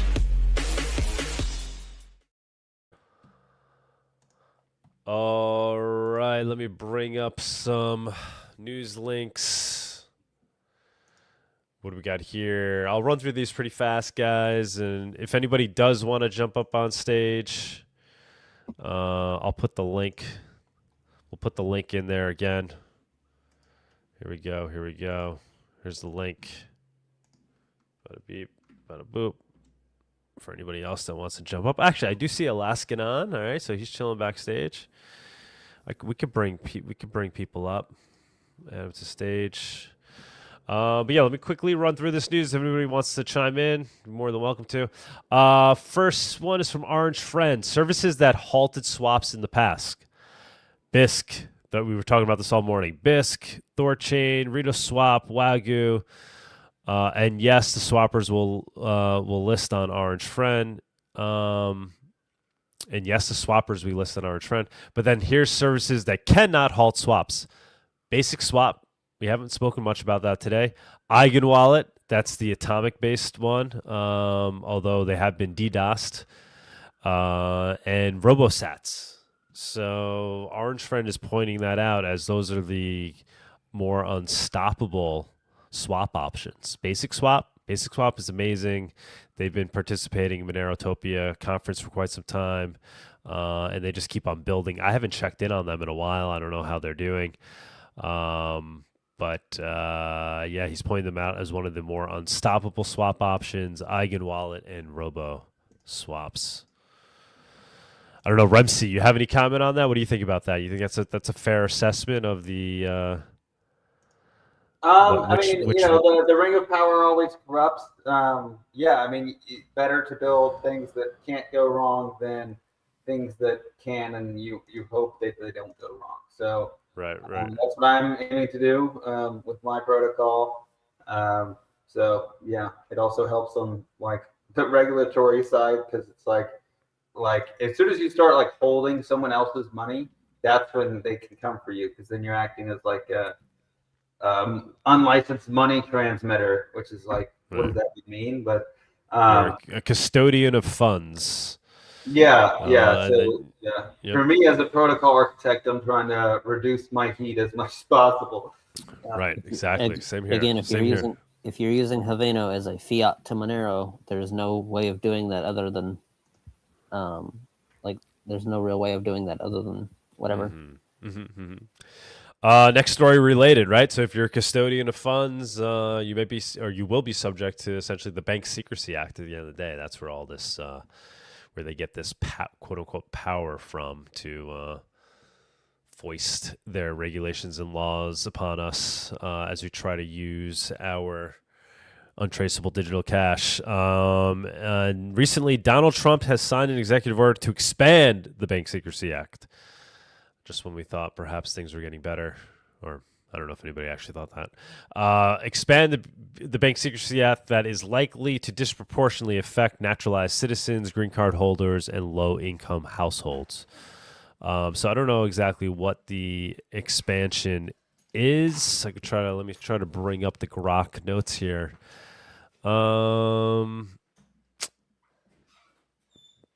So they're strengthening the customer due diligence, accounts owner identification, and customer ID programs with focus on risks from foreign consular cards, peer-to-peer platforms, and repetitive cash withdrawals. So they're going after the peer-to-peer platforms. Are they coming after XMR Bazaar now? Here we go, guys. Here we go. Absolutely nothing wrong legally with using XMR Bazaar here in the United States, as far as I'm concerned. It's no different than Craigslist. Next story from the Monero Research Lab. The full chain membership proof plus beta stress net surpassed the 5 MB block size ceiling. So I guess they had a limit in there, reaching 6. An all-chain visualizer was added. A StressNet specific long-term medium window chain triggered a consensus bug causing chain splits and sync failures. The MRL agreed to roll back and restart the StressNet for beta version 2.0 via PR that auto clears the old database on upgrade. So not going to read through this, but yeah, I mean, I guess that's why we call it a StressNet. So they put stress on it, and it broke. And so now they need to make these modifications. Jay Berman modifying the long-term window and the dynamic scaling algo to kick in at 2 weeks instead of the current 100K. I won't get into the details, but they're on it. So we're not there yet, guys. We're not there yet. But full chain membership proofs is coming soon. I spoke to Jay Berman a few weeks ago. He was very confident that we are nearing the end, and we will be going live. Here's a tweet from. There's a theme to a lot of this news, which is slow and steady and patient and diligent are always the way to go, right? Like that's what we're seeing over and over again. You know, I love what Witzer has accomplished and so on, but the thing is Havana was something that out of a need people pushed and we rolled out, and it was all on the backs of one guy and so on. It's like kind of not hard to see something like that coming, and then you look at, for example, Jay Berman's approach here, where he's like, no, we're going to test and we're going to triple test and we're going to quadruple test and we're going to try everything, and it's like that's what you should be doing with any software that affects people's money. And it's not to hate on people who have fallen short, like, the other news, but it's just to point out, like, we are still dealing with people's personal wealth, and we need to take it like extra super seriously how we're going to approach this stuff. And I love watching this personally. Yeah, and I think Monero has that really is built into Monero's culture, right? To take this stuff seriously, to check it, double check it, triple check it. Monero isn't moving fast and breaking things. It takes its job seriously, while also evolving, right? It's not like Bitcoin in that it's decided to stay stagnant. It's trying to evolve while being as careful as possible along the way. So next story here, we got from the official Monero account. Treasures report for Monero will be available in Cake Wallet soon. Beautiful. So here's a tweet from Vic, and he's testing it out. Does this have sound here? So we're seeing a Cake Wallet connected to a Trezor. With beautiful bird sounds.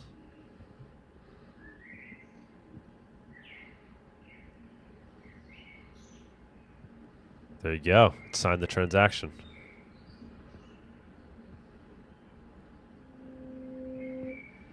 Sexy. Very sexy.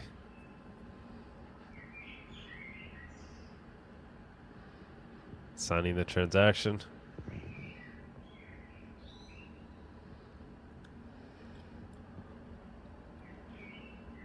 Processing.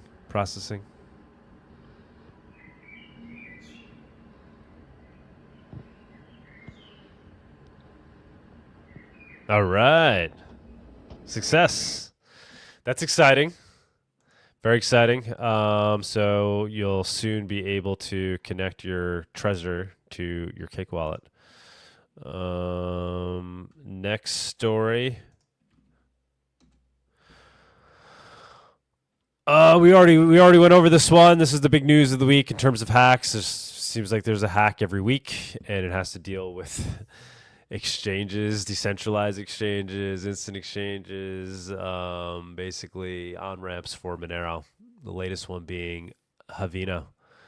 Almost 7,000 XMR is now believed to have been stolen from RedoSwap users in the recent exploit. So we already covered that story. The Havina was halted. A fix has already been proposed. And so I guess that patch will be added, and they'll be live again. Next story. This is also covering the same thing here. I just grabbed these tweets during the week, whatever I think is big. So I have Offrin also commenting on it. But let's get to a new topic here. Next topic is from former Congresswoman Marjorie Taylor Greene. I am proud and thankful to have served in the U.S. House of Representatives with my friend Thomas Massie, a giant among weak, pathetic men. Releasing the Epstein files was our demise, but it was worth every single bit because now everyone knows the truth. So yeah, those who supported releasing the Epstein files the most are now essentially no longer in Congress. They've been booted essentially. Massie just lost a primary in Kentucky. He has been a very loved congressman from that district, a strong Republican district. And they managed to run a primary against him and boot him using millions and millions of dollars, a very large war chest. They were able to essentially convince primarily older voters. Massie won the vote among younger voters, but older. I think like over like 60. People that are at home watching Fox News, the Fox News watching Republicans. They're not on X. They don't really know, they don't really know what's happening. These people were pushed towards voting for Thomas Massie's opponent, and Thomas Massie lost the primary, lost the Republican primary, so he's now no longer congressman. Releasing Epstein files was our demise, but it was worth every single bit because now everyone knows the truth. You're ruled by the Epstein class that cares nothing about you, and your elected leaders are bought and controlled by a foreign lobby. Tonight, the future of the Republican Party was destroyed. So yeah, it was AIPAC that essentially funded this primary component against Massie. Trump was against Massie as well. But it was really the dollars that were coming in from a foreign government to fund a congressional primary. That's what won. It wasn't the people. It wasn't the American people. It was dollars from outside the United States, from another country, that essentially manipulated this primary.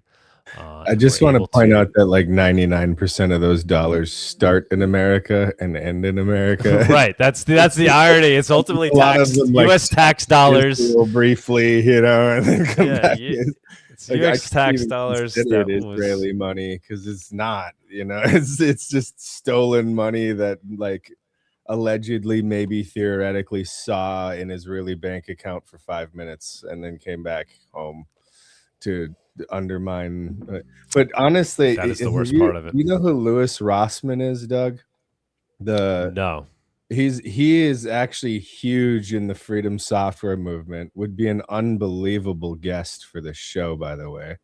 And hardware, he does the right to repair thing as he leads. Yeah, he's exceptionally knowledgeable at. I don't know how much he knows about Monero, but like he is absolutely a battle buddy to Douglas Tuman, because he's all about software freedom. He's all about hardware freedom, and he's like probably the heaviest hitter in the space on that topic. Well, here's the thing: he had a take on this that was depressingly yet unshakably correct, which is he pointed out that he acknowledges the fact that it's not about the money that they poured in to make this happen. It's about the fact that freedom and these kinds of ideas are still not popular.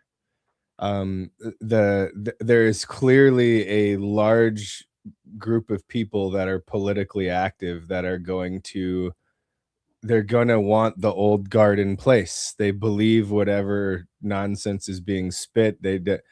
Because he was a big fan of Thomas Massie from like his knowledge in the space of politics and so on. And he called it a very sad day, I think he said, to watch Massie lose this seat and to concede and so on. But he pointed out that the fact is, this is apparently what the older voters actually want in their home. Is they want like the MAGA America First crowd to be in charge there, and that was one of the things that depressed him.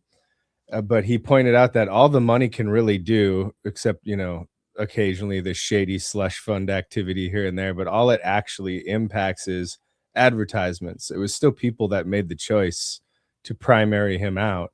It doesn't look like there was any shenanigans that anybody has discovered either. It looks like this was a legitimate primary. Well, if you believe that democracy is legitimate, which I'll state for the record plainly, I do not. But if you are a believer in democracy, it would appear that democracy has chosen this path. And that was what made him sad about the situation. But then the other thing about what Marjorie Taylor Greene is saying that kind of bothers me as well is how many people didn't already know with the Epstein stuff that are all of a sudden enlightened to how evil these people are now that the paperwork came out. Like, how many people really moved from one side to the other? Like, I would imagine in her head, she's like, yeah, the truth is out there. It's like, lady, the truth has been out there for like 25 years. Like, well, no, but this was an eye opener for the Massie thing was an eye opener for people. And I hear what you're saying. The people that voted for him because those are the type of people, that voted against him in this primary. They were convinced by the MAGA movement to do so. I get what you're saying. I ran a primary. I ran a congressional primary in my district. I had the Republican machine behind me.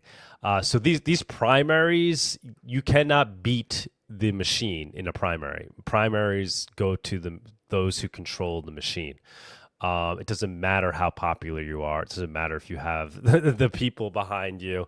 The machine always wins in primaries. And so I'm curious. I bet you there's a very strong local Republican machine in Kentucky in this district.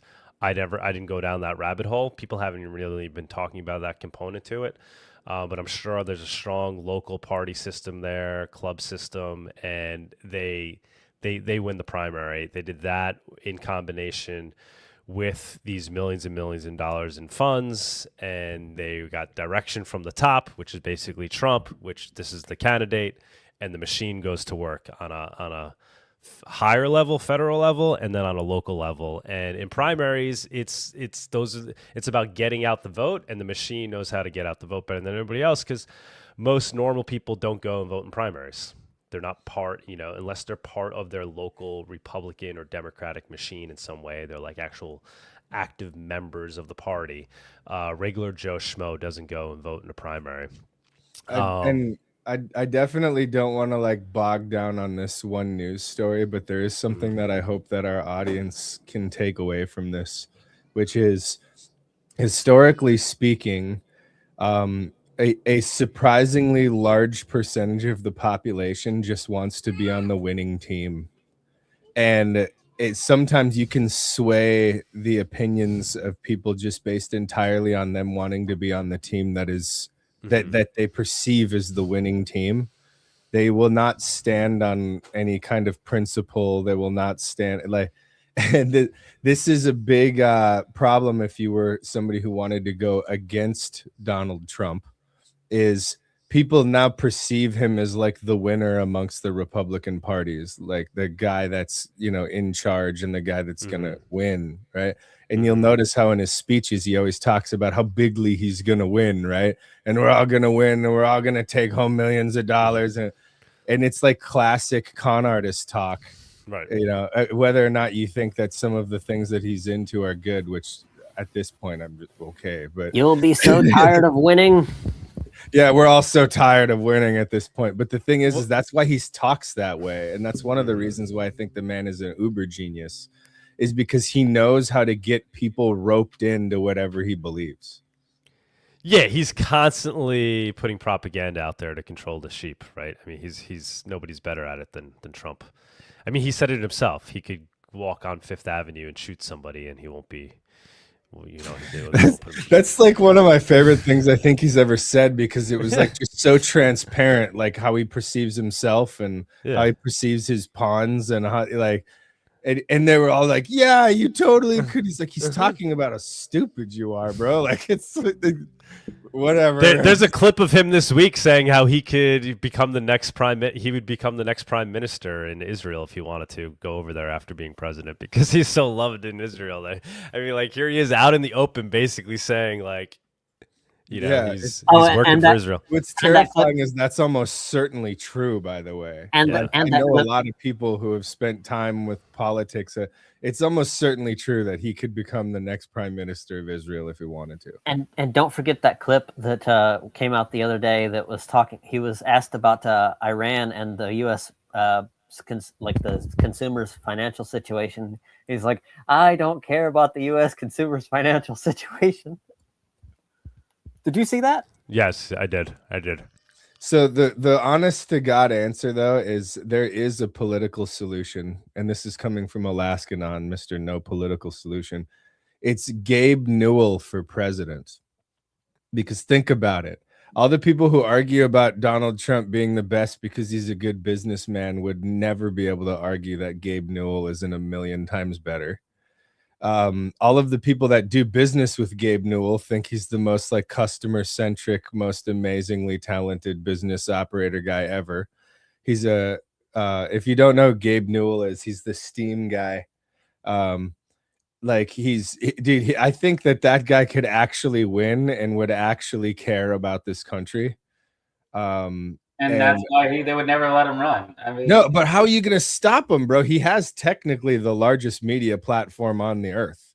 Steam is way bigger than all of the news agencies and all, and he has like an almost messiah. I mean, it's a meme, but still, like, he's got like almost this messiah persona amongst certain sections of the population. And it's like, look, if there ever was a political solution, well, it was Ron Paul. But since Ron Paul is not an option, it would clearly be Gabe Newell. And like, if people are like, oh, we just got to vote our way out, here's my proposition, ladies and gentlemen. If you really think you want to go the democracy route instead of the guillotine route that some of us are suggesting, then you want to go Gabe Newell as president. That's the path to American freedom for sure. I don't know much about that guy. I'm a little cynical myself, I guess, but I appreciate the optimism. I'm just trying to come up with solutions, people. Yeah, no, we're getting Gavin Newsom. Sorry, you heard it here first. Well, we'll see if Massey runs for president. I mean, it was inspiring to see all the people come out for Massey, all the podcasters headed over to Kentucky and tried to help out with the primary.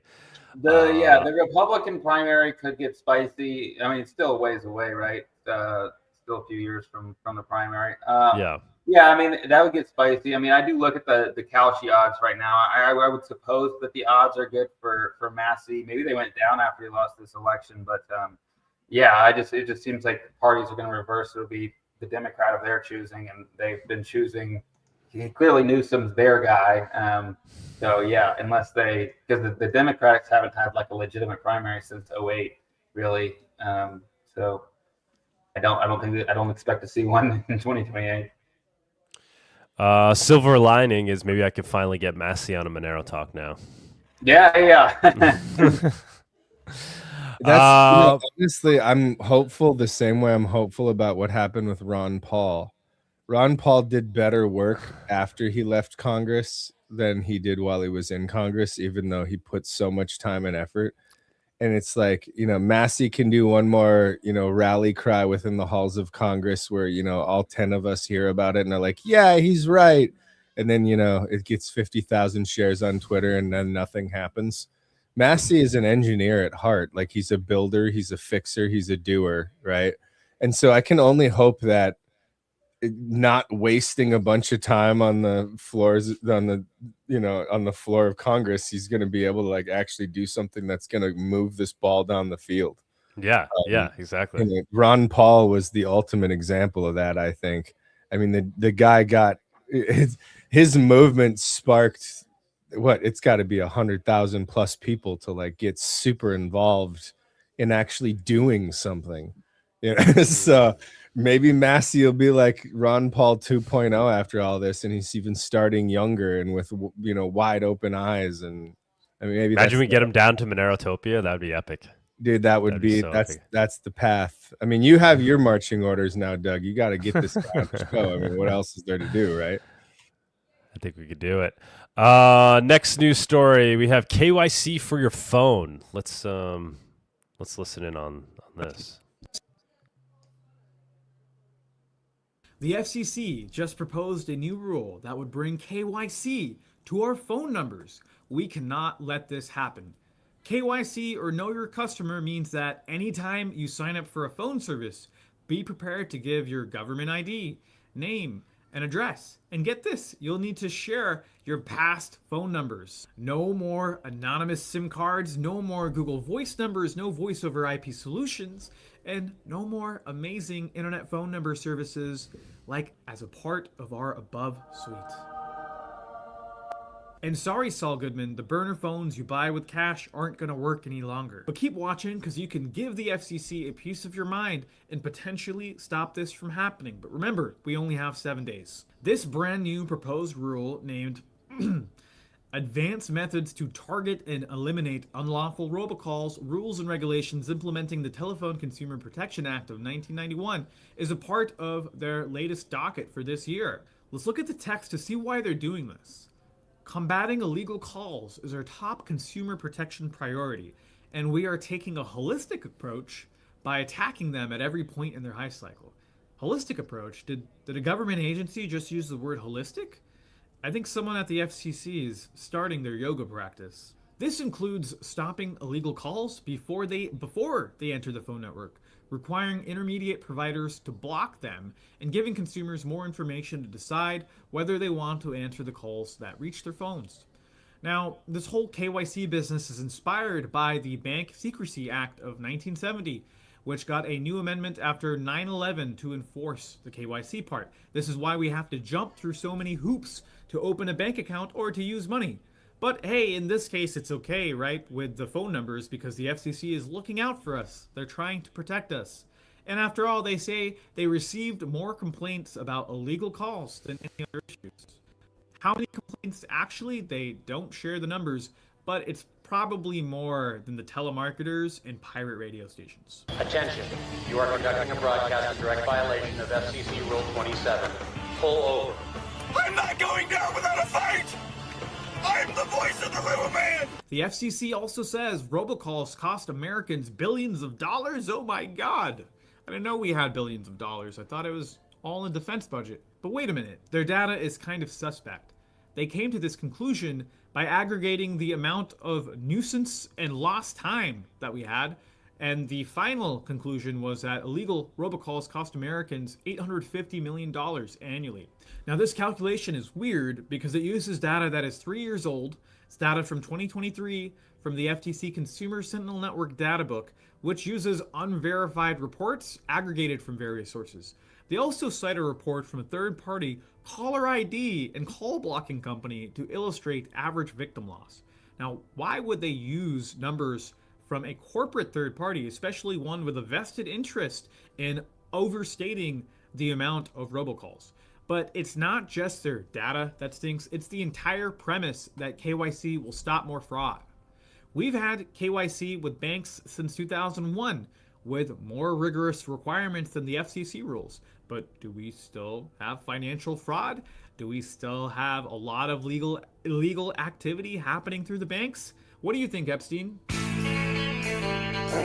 Nice. Financial fraud is still exploding, and as a fact, if KYC worked, then maybe they could catch the robocallers that have been pulling out money from people's bank accounts, but they haven't. So KYC hasn't been able to work. They haven't been able to stop these spammers and robocallers. And robocall scammers will use shell companies, foreign intermediaries, and SIM farms. A government ID isn't going to stop them. They're just going to get a fake one. This is going to be a massive privacy harm and nuisance to millions of legitimate customers who are now going to have to hand over more data to get a phone line in order to stop robocallers that don't even operate in the country. This means massive new databases of government IDs, personal infos, and your past phone numbers in the hands of thousands of cell providers. Most providers don't care at all.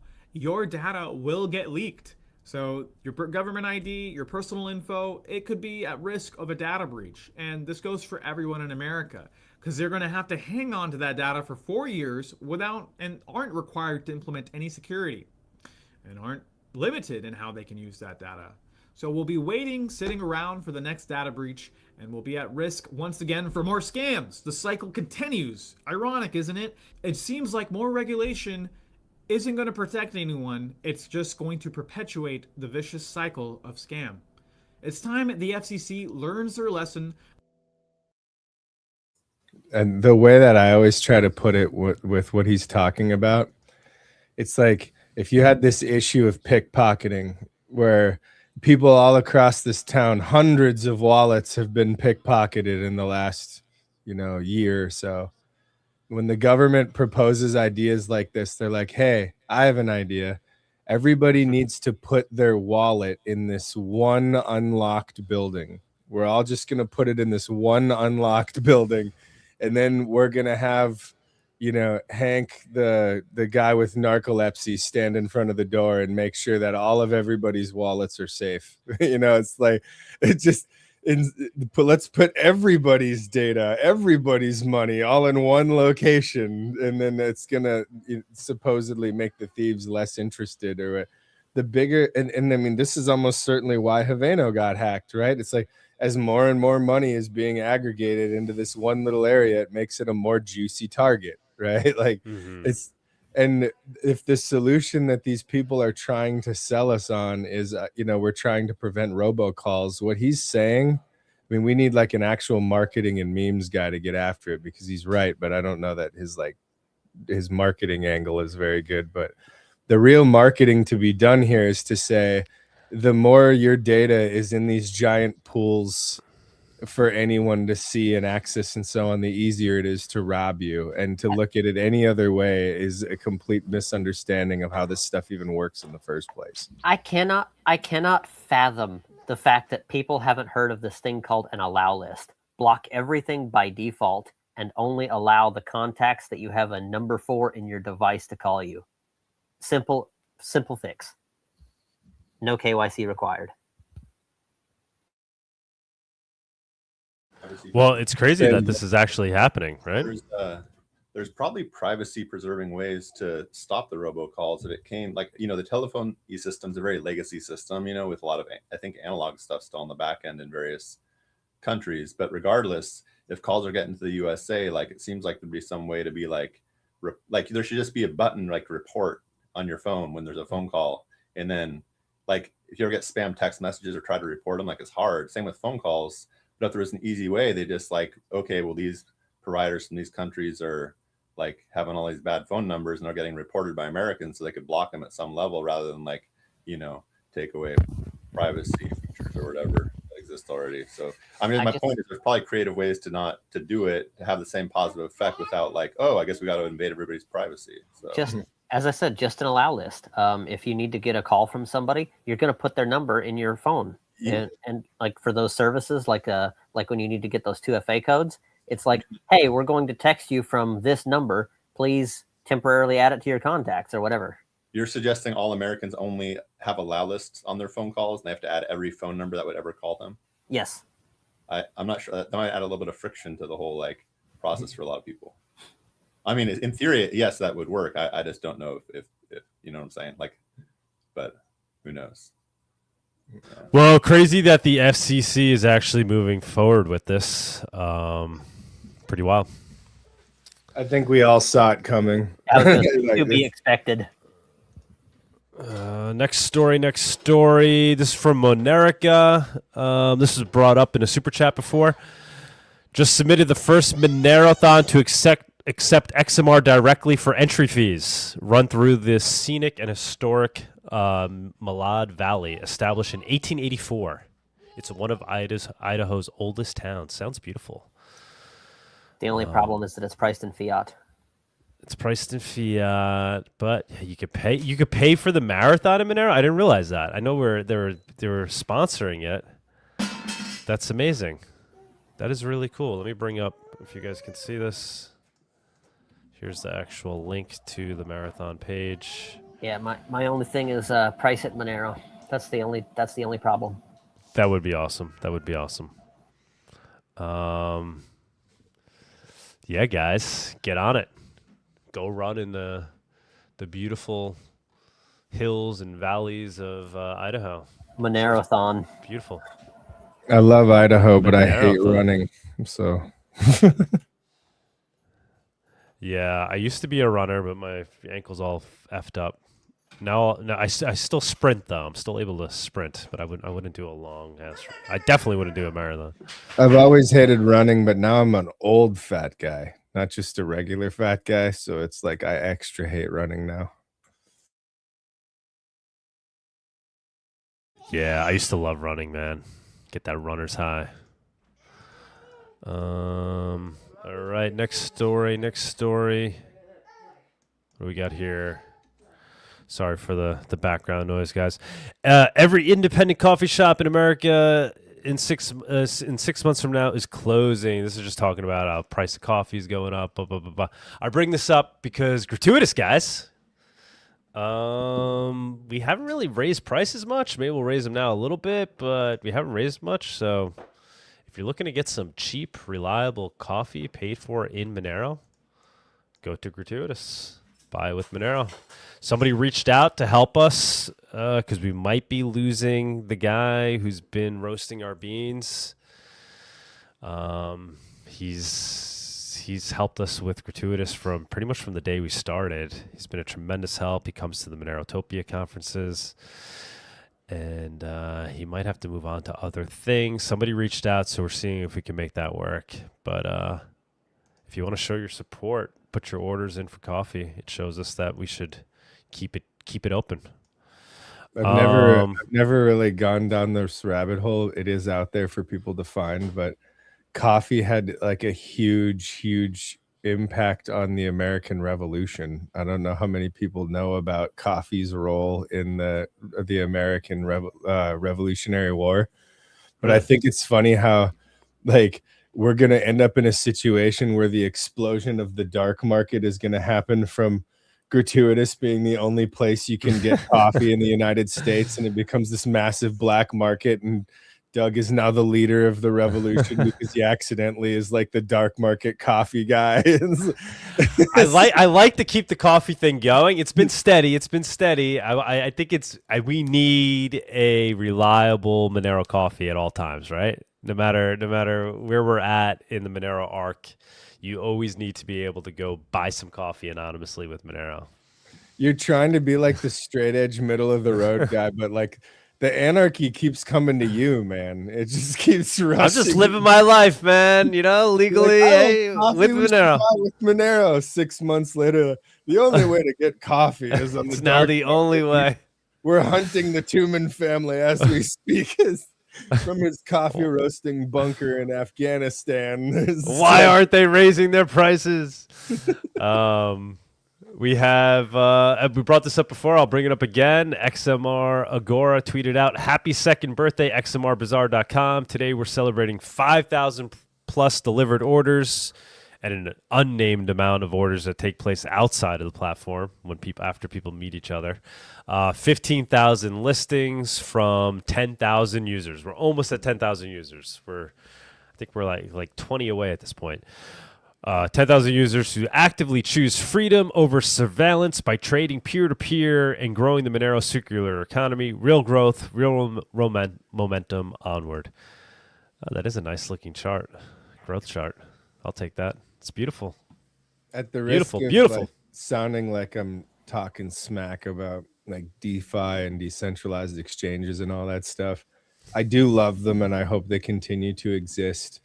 But the thing is the comparison between XMR Bazaar and Haveno, it perfectly illustrates why the real goal should always be a Monero-based circular economy. I completely agree.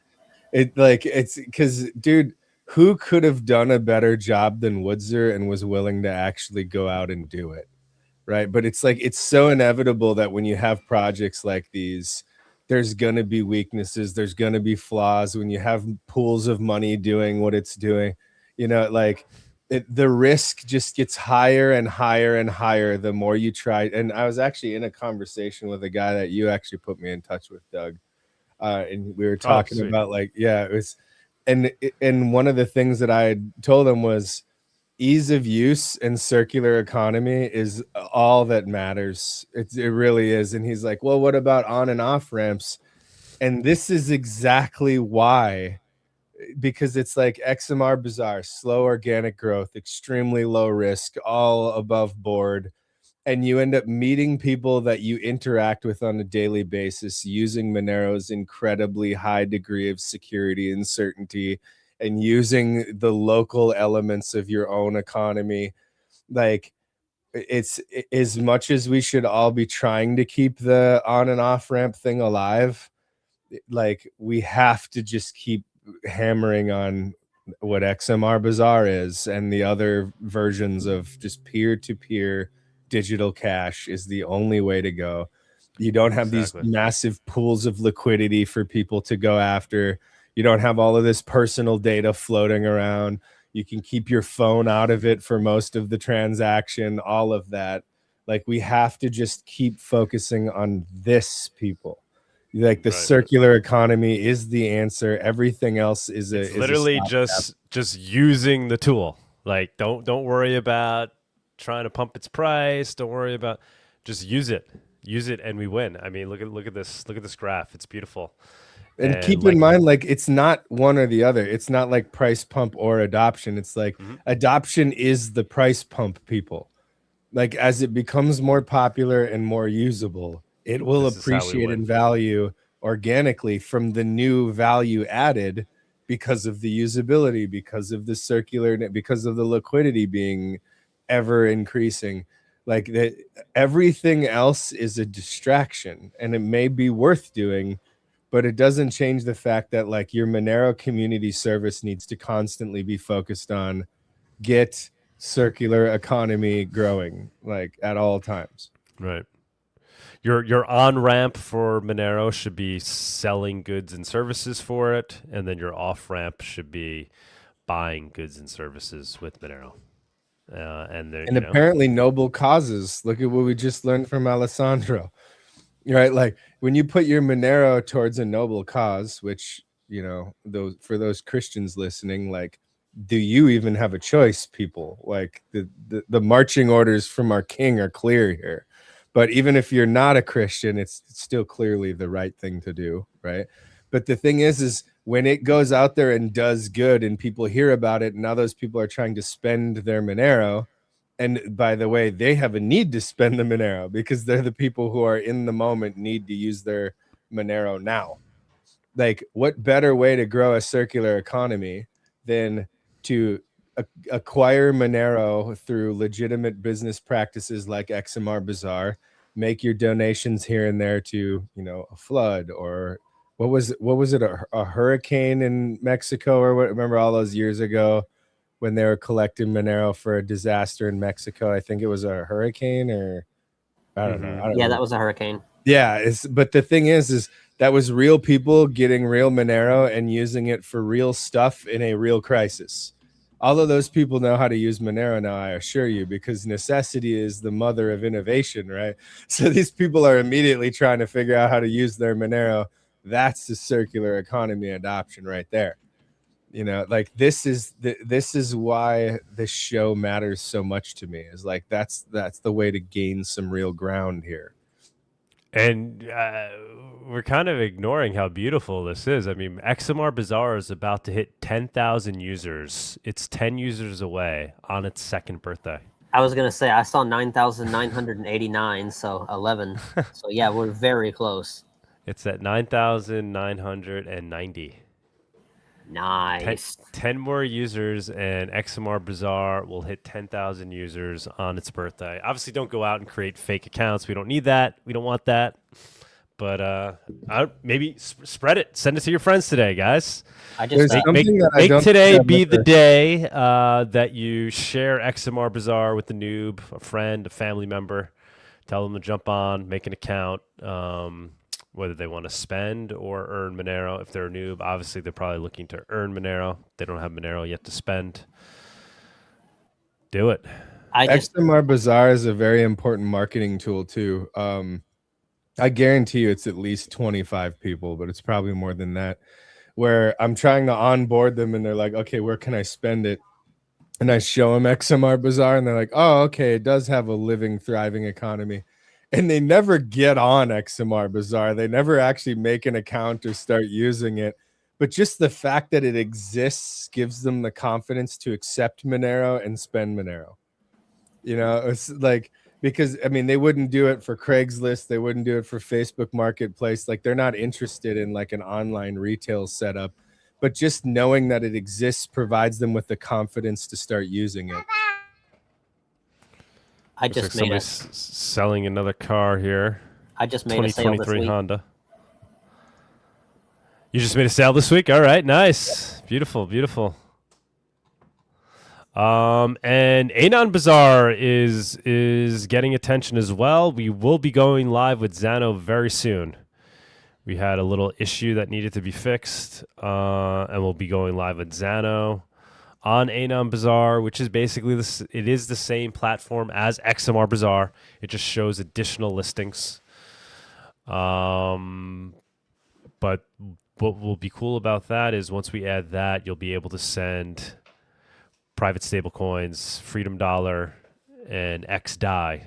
using Xano on Anon Bazaar. So that's pretty cool. I'm excited to see how that plays out. If people actually have a craving for quote unquote stable coins. I know Shortwave is probably like shivering as I say these things, right? Like Monero is the ultimate stable coin. I know. But curious to see what the market How dare you, is. Douglas? How dare you? So this ended up turning into quite an exciting show. Lots of movement, lots of development in Monero land in terms of adoption. Like I said, I don't know any other crypto where you're seeing these type of stories, things happening, people actually using it, adoption growing. Show it to me. This is not happening in Zcash, guys. I'm sorry. Zcash, it's they got the tech. They have the Silicon VC funding that they use to promote. They have the mining pool with over 50% hash rate. Right. They got the money behind them. Monero has the grassroots adoption. It does. It just does. But we can't sit on our laurels with it because adoption can shift. Network effect is real, but people can move over. They can move over from one network to another. And so we want them to stay in Monero. The reason why they will stay here is if more people start using it and it grows in utility. So it's always been a chicken and egg problem, but Monero, better than any other crypto, actually has traction. And so we got to take advantage of that traction. A tire's catching, it's getting traction. Now is the time to push. All right, guys. I will leave it at that for the news. And if anybody else wants to jump up on stage, we have D Martian. He's always good for pumping us up. Play the segment. Holy moly! Here he is. Hold that thought. Let me go ahead and play the viewers on stage. Here we go. The Monerotopia Viewers on Stage segment is sponsored by XMR Bar. Play dice with Monero using a privacy-respecting and provably fair algorithm. Go to xmr.bar. As always, verify and never trust. Play the game responsibly in accordance with the laws of your jurisdiction.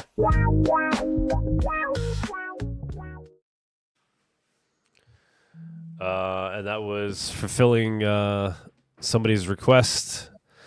Sylvie, I'm not even going to attempt to pronounce that. Are you going to play the video with the gambling rabbit today? He's so cute. Actually, we got news coming from them. They are launching their Monero-based prediction market very soon. I've been talking to them. They've been showing it to me behind the scenes. It's coming along. They'll be launching that soon, and it looks pretty cool. Oh, nice. Yeah. They've been working on that a lot, feverishly. You know how they do their Oracle resolutions? Like they resolve the market? I'm not sure. I'll have them on, and they'll go through it. They could tell us how it's built. That's one of the main, I think, innovations people are looking to see from the prediction markets. Is right now there's this company called UMA. They are basically a centralized Oracle, and they kind of decide on certain things that are kind of subjective. Sometimes that I've disagreed with how they resolve certain markets. But yeah, basically there's different architectures people are building out that are have decentralized market seeding as well as market resolution. So that way it's you have certain use cases that it gets interesting for, particularly around a lot of markets have to resolve if somebody dies, they have to cancel the market. But that happened with the Iran leader. That was the most recent one. It even happened with Charlie Kirk because he was there were some markets for him to run for president or something, and they had to cancel those. Yeah, no assassination market listings allowed. I'm sure. Yeah, well, it's different. You just gotta frame it right. It's not an assassination market. It's just life insurance market, right? If you're setting up a life insurance market, it's the same incentive structure, but you just brand it as something that already exists. Great points. And by the way, Have you seen how sexy Doug is looking lately? I know he just turned the camera off, but like, look at this guy. Look at this guy. He's doing fantastic. He's got his Monero. He's got his kids. This guy is doing fantastic, and it's been a great show so far. And that's why I'm here. This is why I'm here, because I'm so happy. This has been a really great show so far. For those of you who have met Doug in person, the dude is just absolutely shredded, and he's just a big. Yeah. There's a reason why he's just cheesing 24/7, like great big smile on his face.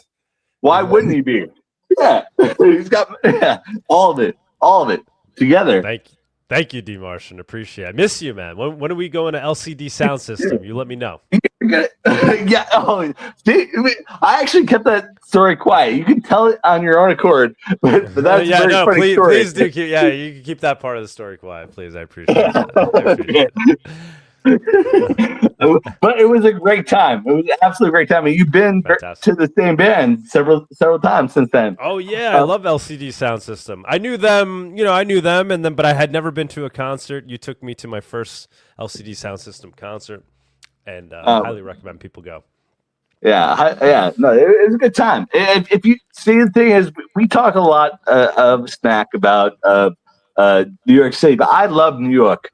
New York has got a lot of great people, and I do think it could bring a lot of good Monero vibes to that area. If only we could show them the light. We'll get there, brother. We'll get there. We do have the Monero meetup coming up again. Let me mention it again. It's June 12th at PubKey. Oh wait, I'll be there. I'll be in New York in June 12th. Awesome. Yeah. June 12th. It's a Friday. Coming up in like 2 weeks. Yeah. Make your way over for a hackathon. Yeah. So I get Beautiful. in I think my flight lands at like 1 p.m. When's the event? Man. Make it happen. Hey, you're gonna get blasted off with Martian. If you blast off with the Martian, you know it's gonna be a good time. Hey, I've got to give props to this guy. Silvilagus floridanus is the Floridian woodland hare. Yeah, so he's actually like about rabbits, and he's asking about the rabbit. I totally get your joke, bro. That was a good one.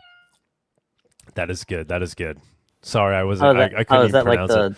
Is that like the genus species thing of the rabbit? Yeah. That's funny. That's really it, though? Floridanus? So what was this, a rabbit? What is it? Yeah, okay. It means Floridian woodland hare. Okay. Like in Latin, that's what it actually means. I totally get it, and it's brilliant. And the guy's a gangster. Was that you, Alaska Ano? I ain't that smart, bro. I can look shit up, but I ain't that smart. What's up, man? Say again, your mic was muted. The next generation of Monero user. What's up? How's it going? He's really more like the first real generation Monero user because he was raised to use Monero. The rest of us are like tourists, He just knows it as money. Yeah. What do you like to be paid in? Monero. Yeah. He knows. He gets it. Awesome. D. Martian, anything you want to bring up? How you feeling about Monero these days? I've been using so here's the thing is that I used to do things that seemed to be, easy and normal, like forwarding ports to my torrent and doing other things. Nowadays, it seems like you can't log in.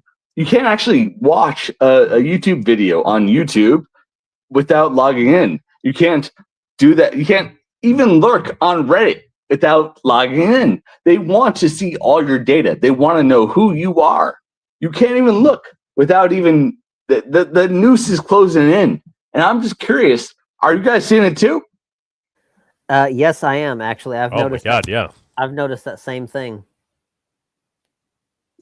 That noose has been coming for quite a while, but I just keep cutting the rope, bro. What do we do? D Martian probably knows more about how I live than, well, pretty much everybody but the guy behind me, right? But the thing is you just have to keep that noose from getting around your neck long enough for those who are being hanged to, want to resist as well. It's like, this is very much it's a war where we can't wait for the masses to wake up, but we can certainly build a more resilient and healthier alternative for when they want to move. Speaking of building alternatives, Douglas, where is PeerTube? Oh my God, this week I'll make it happen.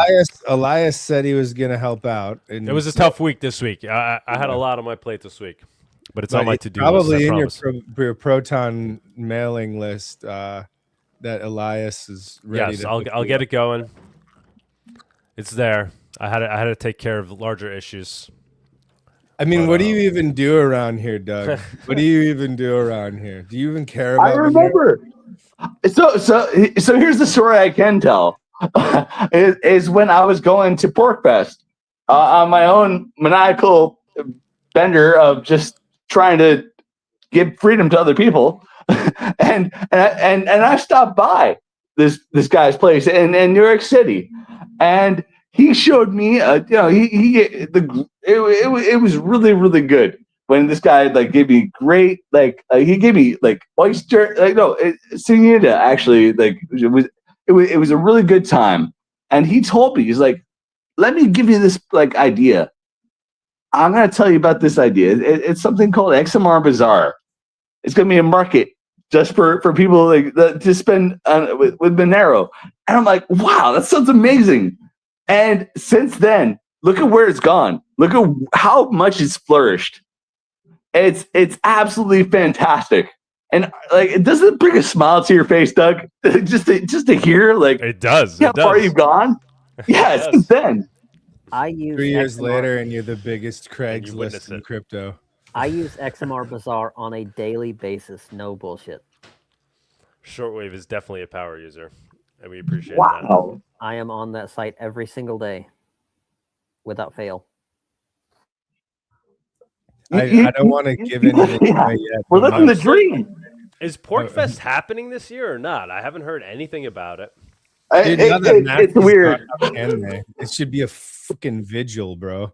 It's like libertarianism has completely failed, and I'm waiting for them to just acknowledge, dude, your one guy in Congress just got primaried. What do you guys even do at this point?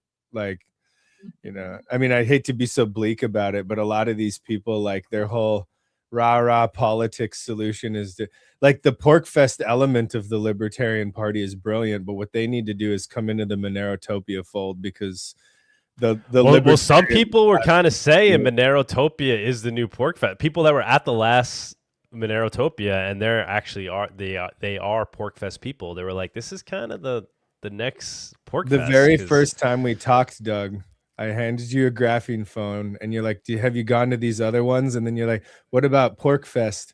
Remember, this is over, 4 years ago now? Yeah. I said, Monerotopia is PorkFest now. That whole thing is doomed.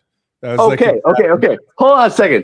So I put up on a whiteboard. I didn't know what I was walking into. So I put on a whiteboard, and I got this strap around my neck, and it said ask me about Monero, in big, huge letters all around on a whiteboard, strapped around my neck. Does that sound crazy? Yes, it does sound crazy, but it's what I did. And everyone would ask me, they'd read aloud, ask me about Monero. And they'd be like, well, I'm glad you asked me.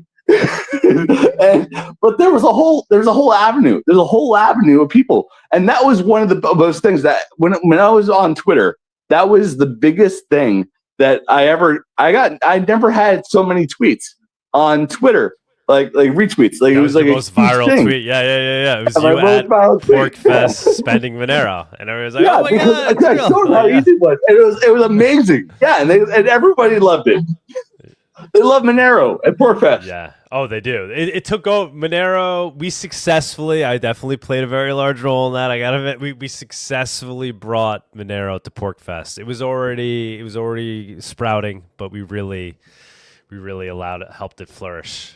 Well, there's the other. I spent years there selling Monero for coffee and talking to all of the main head speakers. I would set up my little coffee stand right next to the main stage, and it really paid off in the long run. And it had a big effect in bringing Monero into the whole libertarian tent.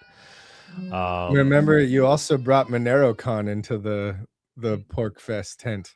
I did last year, which is great. Despite everybody's best efforts to ruin it for you, which is I don't know why that was a struggle. I don't know why that was a fight. That should have been, But and we got a miniature MoneroCon too. That's coming up, guys. If you could still make your way there. It's happening in Warsaw. I'll be there, by the way. No PorcFest. You're going? You're going to MoneroCon? Yep, I'm going. Yeah. And wow. They usually live stream it too, so you'll be able to see it even if you're not in Warsaw. I really like the direction that whole thing is going. By the way, I think Orange Friend's doing a great job long ago, but things are really turning in the right direction, in my opinion. As an outside observer, like I don't have any more to like commit to like conferences and stuff, right? Like I'm just gonna kind of be the Monerotopia holdout guy. But the thing is I wish them well, and I really like what he's been able to do to kind of steer it towards its. Well, given the card they were dealt, right? Because basically the team that had it organized wanted it to like they were like too tired or something, like so they couldn't organize, and then the venue shut down. Perini Polis is no more. And so they had to move it to somewhere else. And they given everything that they had to surmount. Seems like it's going well. Like I'm in a chat. They have like, I think over 100 tickets sold. So yeah, it's healthy. Yeah, they're doing it in Warsaw. Orange Friend is doing a great job running it. And he's doing it alongside that Bitcoin Film Festival, which is a genius idea. So they'll be able to get people from that to also come to the conference. Should be cool. Will be amazing, I'm sure. I'll let you guys chat it up a little bit. I got to step back for a second. I also got to go. Did you see you got to go, D. Martian? All right, no worries. Pilgrimage, by the way. Look at who has joined us here in the conference. Yes, what's up, brother? How's it going? Pretty good. Got my coffee. Nice. Speaking of drinking it out of a Monerotopia cup too, of course. Like, I love the tears of Monero cup though. That's hard to beat. Speaking of Bitcoin and films, did you guys see? Apparently, there's a Julian Assange film called "The $6 Billion Man." It's a documentary about WikiLeaks and Julian Assange. Awesome, it's out. I don't think it's out yet, but I think it's coming soon. There's I was listening to Simply Bitcoin the other day, and it's a Bitcoin podcast, and they were talking about it. Cool. Are they playing it at the film festival? Maybe.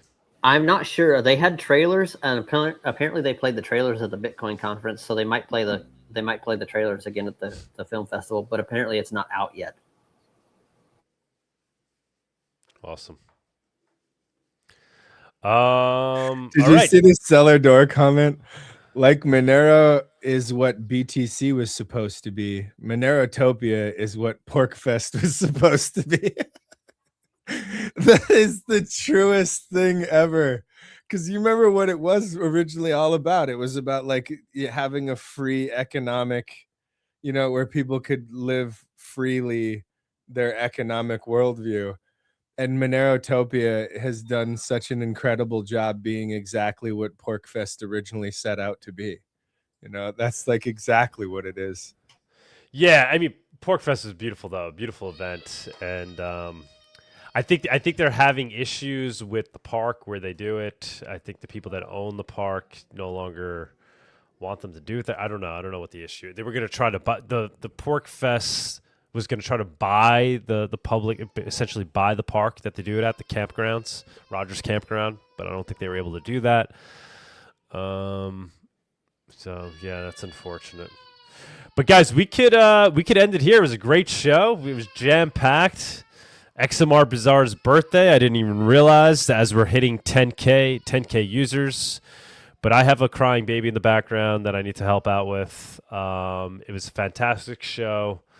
I know, like I was saying on the outset, right, there's this I was kind of seeing some negativity out there in Monero land, and as you can see from today's show, that's just totally uncalled for. There's no reason to be negative right now in Monero land. Adoption is stronger than ever. Full chain membership proofs is close enough, right? It's coming soon, and in the meantime, we are all just using Monero, living off of Monero, and so we don't need to wait for full chain membership proofs to do that. We're already doing that. And the best thing we can do as a community, as Alaska was saying, is literally focus on that. That's how we win. This is how we win. So we will leave it at that. I will play the outro and see you guys next week, same time. We do these shows every Saturday at 11 a.m. Eastern. Bye. See you soon. Have fun with your dad today. And Shortwave, man, thank you. Thank you for also being today's special guest. In addition to Alessandro, we had pop on. I'll try to see if I could stream the paddle tournament tomorrow if that happens. If not, you guys can try to find it on your own on TikTok. And we'll see you next week. Bye, guys. Adios. Thank you for joining us on this week's Monerotopia episode. We stream live shows every Saturday at 11 a.m. Eastern. You can find and subscribe to our show on YouTube, Odyssey, Rumble, Twitch, iTunes, Spotify, or wherever you listen to podcasts. Don't forget to follow us on X or join us in the Monerotopia Telegram group. See you all next week.